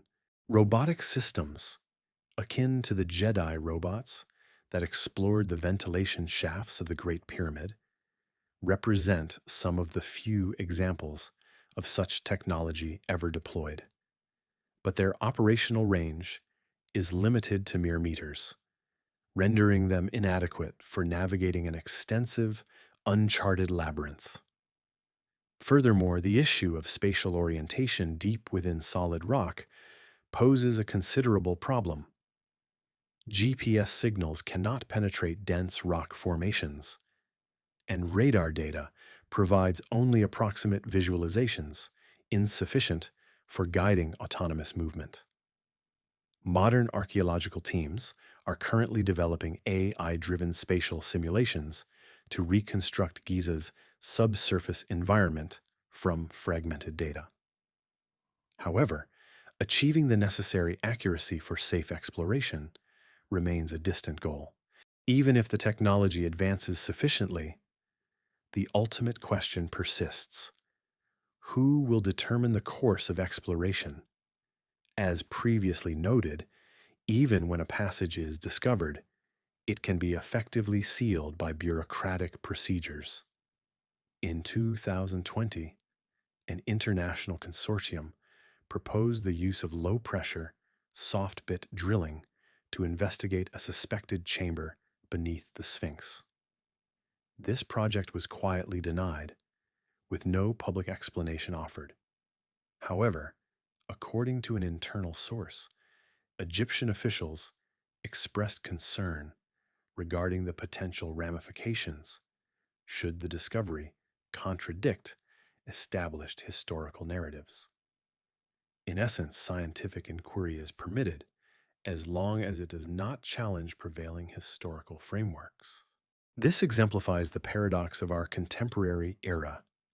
We possess the technological means to ascertain what lies beneath the earth, yet we lack the authorization, or perhaps the resolve, to venture there. Giza, with the secret sciences gradually unveiling, remains an unopened door, not sealed by elaborate mechanisms or booby traps, but by human indecision. Consequently, the voids persist, concealed beneath stone, cloaked in darkness, as if awaiting a generation possessing the fortitude to breach the boundaries between technology, authority, and history. When we step back and consider all that we know, or indeed all that we do not know, about Giza, a discernible pattern begins to emerge. Each structure, every minute detail, and every calculated proportion appears to be anything but coincidental. These elements do not merely direct attention toward the heavens or serve to honor the deceased. Instead, they function more like components of an intricate system, a meticulously designed apparatus engineered for knowledge storage, intended to withstand the ravages of time. This notion transcends mere speculation. Numerous contemporary researchers now posit that the pyramids, the Sphinx, the subterranean passageways, and the voids beneath Giza may collectively constitute a form of eternal archive, constructed not for immediate use, but for enduring preservation. But what is it waiting for? Perhaps a catastrophic event, or maybe a future civilization, or perhaps something far simpler, It awaits humanity's attainment of sufficient capability and humility to grasp that true wisdom is not exclusively documented in written texts, but is also indelibly etched in stone. Consider the construction of the Pyramid of Khufu, its colossal limestone blocks, meticulously positioned with near perfect accuracy, not merely to impress with sheer scale, but to safeguard whatever lies within for millennia. Through periods of conflict, seismic activity, and the relentless wear of time, it has remained intact, as if foresight had anticipated and mitigated every conceivable disruption. This attests to a genuine intent for preservation. However, this raises a more profound question. What was of such paramount importance that it necessitated safeguarding for eternity? If its sole purpose were a tomb, why incorporate complex mathematical codes, serpentine corridors, and shafts precisely aligned with celestial bodies? If it were merely a monument to power, why include concealed chambers or position the Sphinx's gaze toward a star that becomes visible only once a year? An increasing number of scholars believe that Giza was conceived as an information vault, with contemporary humans serving as the key holders, albeit unaware of how to engage the mechanism. This key, a device devoid of electricity, is purportedly activated by the confluence of time, light, sound, and celestial alignment. Each element functions as a piece of code, and when all codes are synchronized, the gateway opens. This is not a product of fanciful imagination. The ancient Egyptians possessed a sophisticated system of communication that extended beyond written language. They communicated through symbols. Every shape, every placement carried a dual significance, one apparent to the general populace, and another discernible only to those possessing the knowledge to perceive the underlying truth. If the Great Pyramid is indeed a message, it is not conveyed through linguistic means, but is inscribed in geometry, mathematics, prevailing wind patterns, and the precise manner in which sunlight penetrates a singular aperture at an exact moment annually. It is possible that we have failed to decipher it, not due to a lack of appropriate tools, but because we have never seriously considered that it constitutes a language in itself. Some scholars even propose that Giza represents not the initial, but the ultimate nexus within a global network of knowledge repositories. Each location is believed to hold a portion of the truth, with Giza serving as the site where the complete picture is assembled. Consequently, it was constructed with the highest level of security, fortified by stone, myth, apprehension, and the inherent hubris of the modern intellect. The irony is that as our scientific understanding advances, we may be distancing ourselves from comprehending Giza rather than drawing nearer. Our unwavering faith in our own theoretical models leads us to disregard the intrinsic message conveyed by the very stones themselves. We detect hidden voids using radar, only to abandon them because they deviate from our established timelines.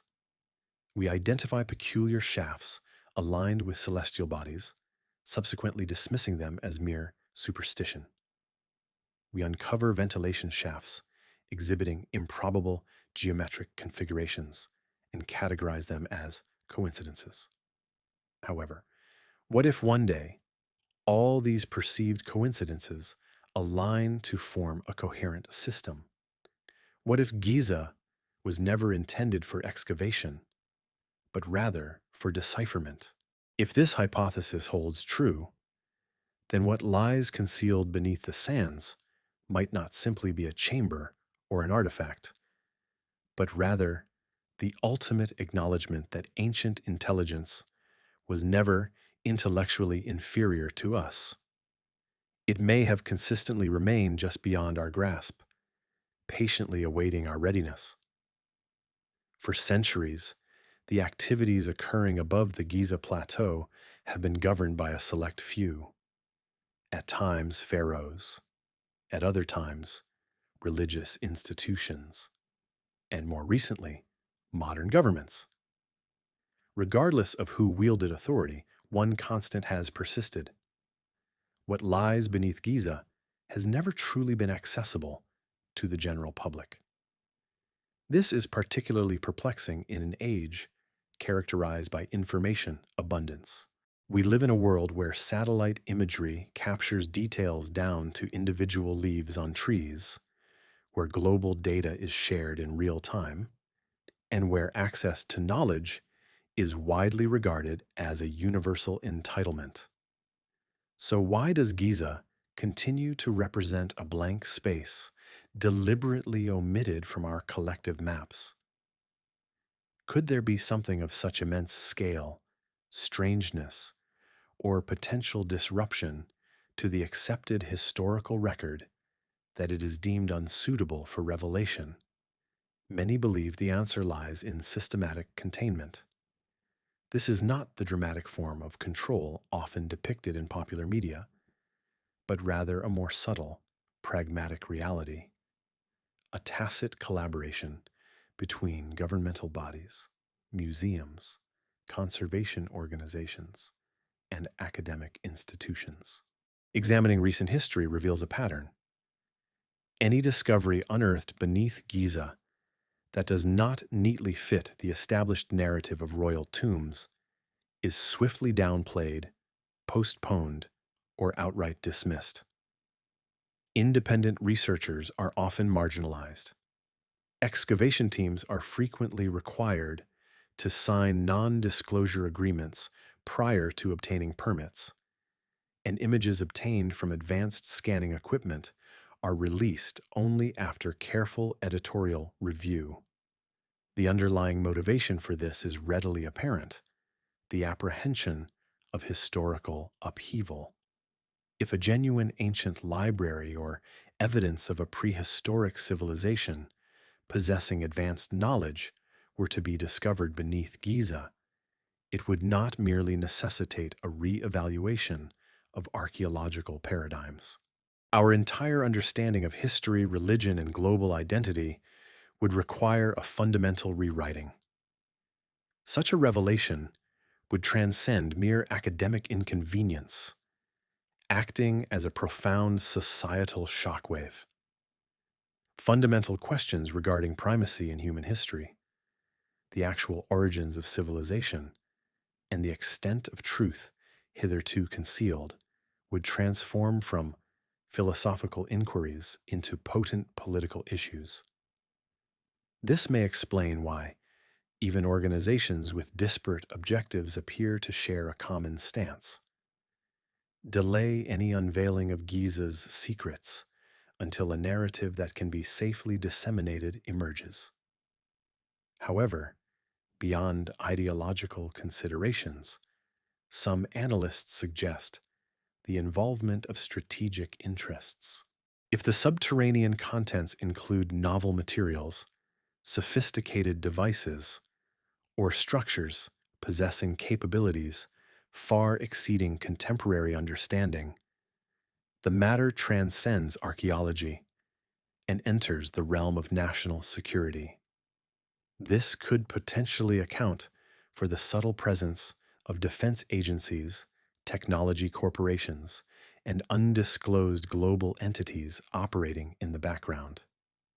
Behind the veneer of scientific discourse lies a discreet surveillance competition, with each party patiently observing, waiting, and hoping to be the first to uncover anything truly unexpected.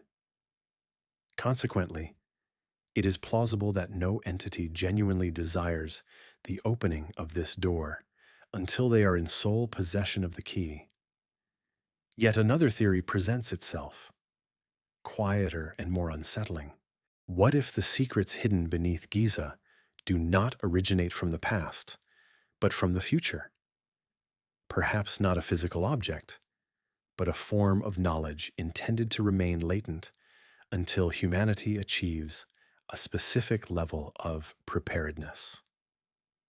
This concept may sound abstract, but if Giza truly functions as a knowledge vault designed to open only when humankind reaches a particular evolutionary stage, then perhaps its silence serves as a security system, not enforced by legal decree, but by the natural progression of time, not locked by physical force, but by the advancement of our collective understanding.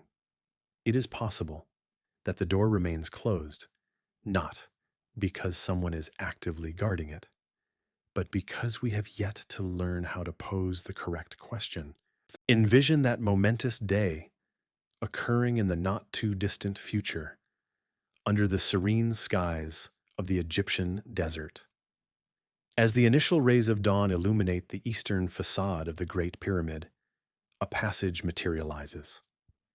Not a metaphorical opening, nor a theoretical construct, but a tangible entryway, sealed for millennia, descending into a space unentered since its original construction.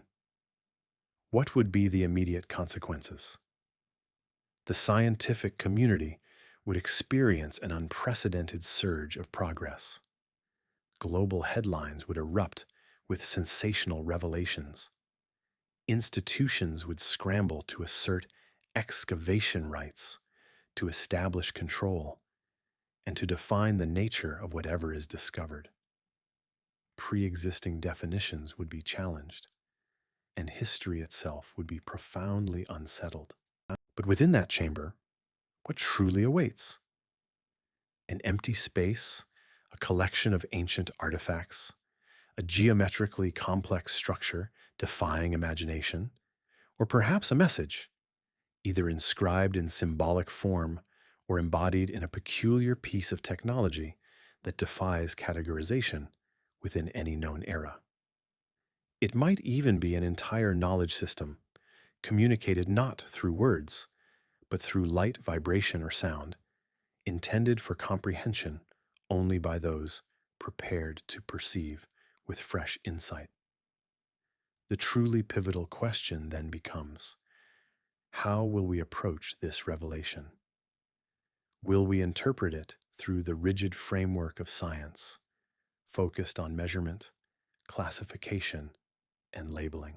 Or will we engage with it through quiet contemplation, embracing the wonder of a traveler willing to simply listen? For what resides within that chamber may not solely speak of the past.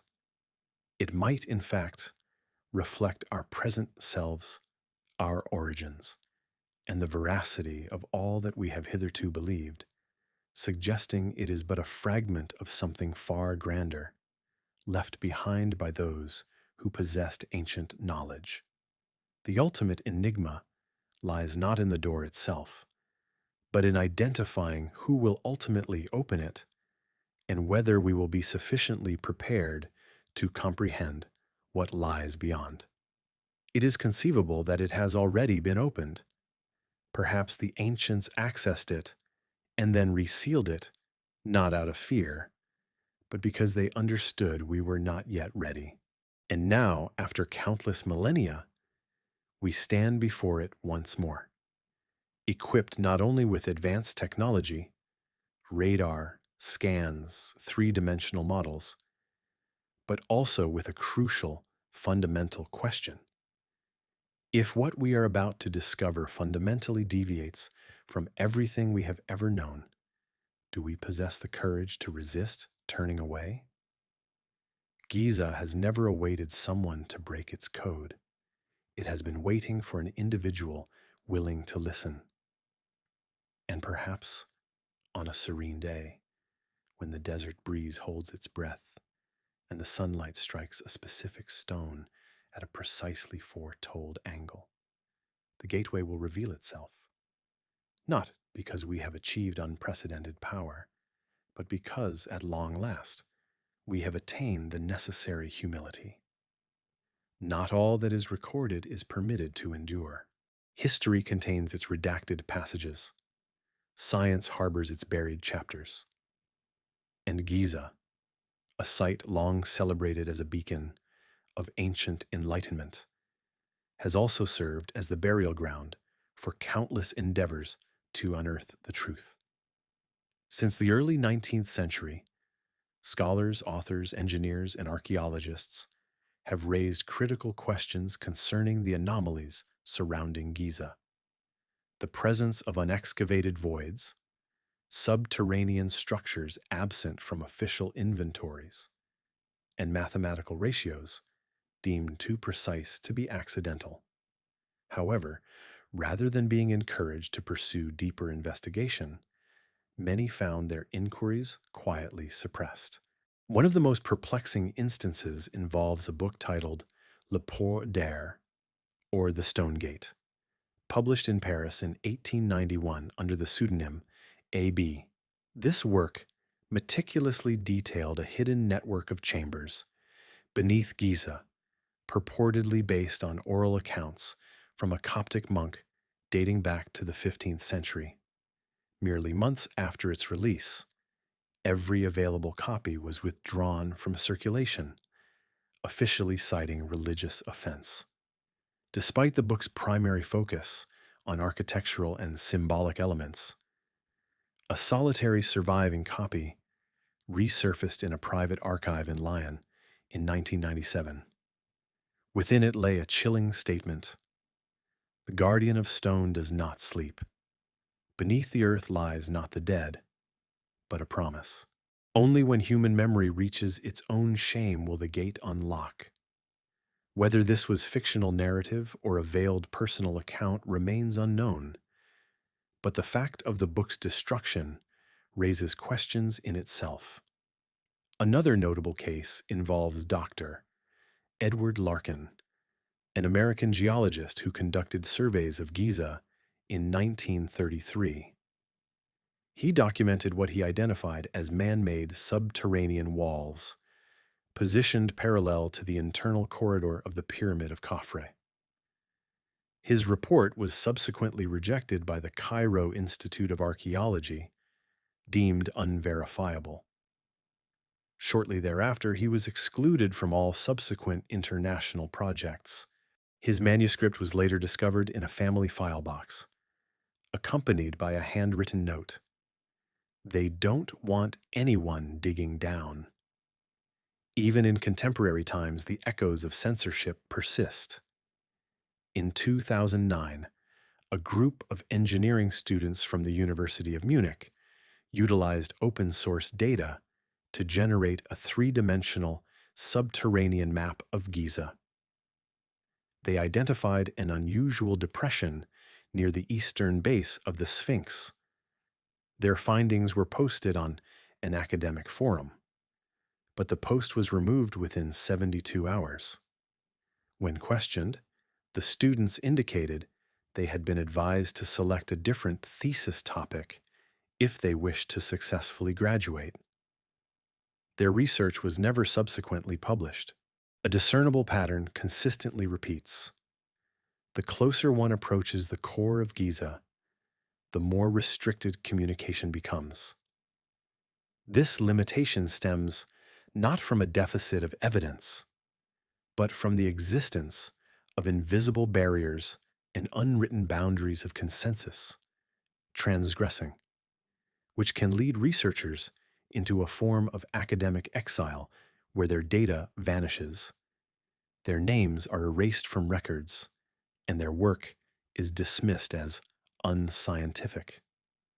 Somewhere within the dusty confines of a forgotten university library, or perhaps within the sealed archives of a national museum, there may still exist maps, sketches, or observations penned by individuals who witnessed, who understood, but were compelled to suppress their knowledge. And perhaps, if these documents were ever permitted to resurface, they would connect like pieces of a lost mosaic, revealing a picture of which we have only ever perceived a single fragment. But what of the remaining portions? We may never know until those long concealed elements are no longer categorized as dangerous, but are recognized for what they truly represent: essential components of our shared human heritage. History, as we commonly understand it, is not an absolute truth, but rather the version that is most frequently reiterated, and at times, the version that presents the least inherent risk to believe. From the dawn of human record keeping, etched in language, imagery, and enduring stone, history has evolved into a continuous dialogue between those wielding authority and those pursuing veracity. Documenting our past transcends mere narration. It grants the prerogative to define our collective identity, our origins, and the principles we embrace. The capacity to reshape historical accounts inherently empowers the molding of future trajectories. The narrative of Giza serves as a quintessential illustration of how historical information is curated. Elements fitting a predetermined schema are preserved, while dissenting accounts are relegated to the categories of folklore, superstition, or pseudoscience, each compartmentalized, sealed, filed, and subsequently disregarded. The underlying reason? At times, truth proves too inconvenient to acknowledge. Envision, for a moment, the actual discovery of an concealed archive nestled beneath Giza, evidence of an ancient civilization possessing capabilities far exceeding our current comprehension. Such a revelation would not solely seismic in the field of archaeology. It would necessitate a fundamental reevaluation of educational curricula, spur religious discourse to engage with scientific inquiry, and compel political structures to reassess their foundational national origin narratives. What then would face threat? Not the monumental structures themselves, but the entire edifice of knowledge, meticulously constructed and rigorously defended across millennia. Consequently, for centuries, societies have implemented mechanisms for controlling collective memory, retaining only that which resonates with prevailing contemporary sentiments, while discarding information deemed unready for widespread understanding. However, this selective retention comes at a considerable price. By omitting challenging historical fragments, we inadvertently sever our intrinsic human capacity for wisdom, the profound virtue of acknowledging our own limitations. Perhaps this explains the enduring enigma of the subterranean spaces beneath Giza remaining unexplored. The impediment lies not in a deficit of technological capability, but in an unpreparedness to confront the vastness of our ignorance. And in this very resistance, the chronicle of history continues its cyclical pattern: selective remembrance, subsequent oblivion, and eventual reconstruction from fragmented remnants. Yet, genuine historical memory possesses an indelible quality, incapable of outright erasure, capable only of being concealed within geological formations, oral traditions, ancient cartography, and the unspoken inquiries we hesitate to articulate. Giza is not an isolated anomaly. It represents but one of countless terrestrial locations, quietly safeguarding humanity's most profound secrets. These secrets, once meticulously rendered by human hands, precisely aligned with celestial bodies, and subsequently interred by the passage of ages. Should the day arrive when we aspire to truly rediscover ourselves, our search will not necessitate venturing into the distant cosmos.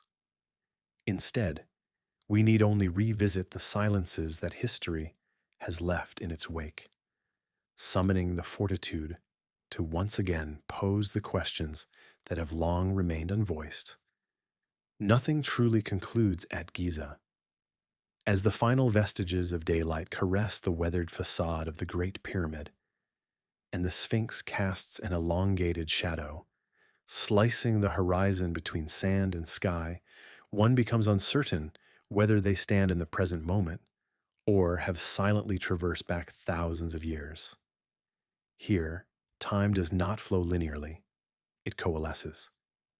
It is possible that those subterranean passages do not lead to hoards of riches or spheres of influence.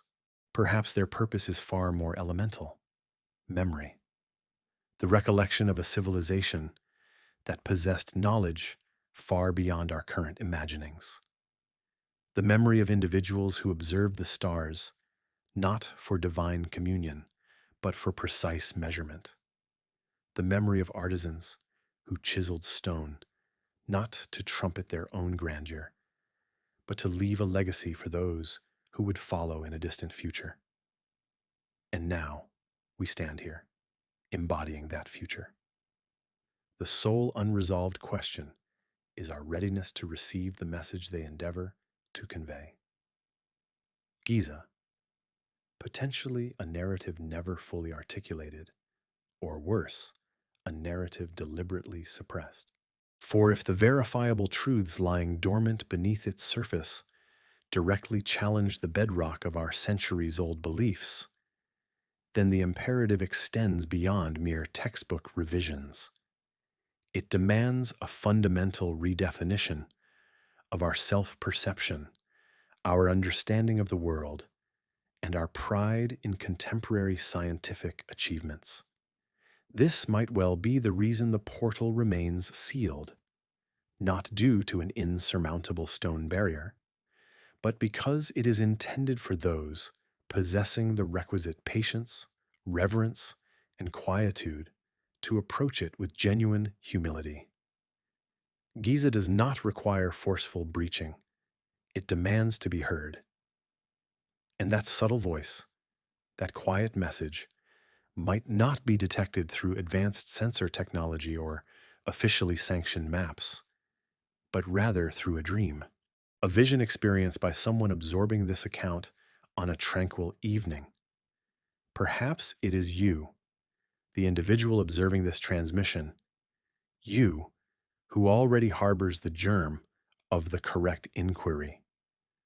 A question so gentle, so unassuming, that it possesses the potential to unlock a gateway that humanity has only circumambulated for millennia.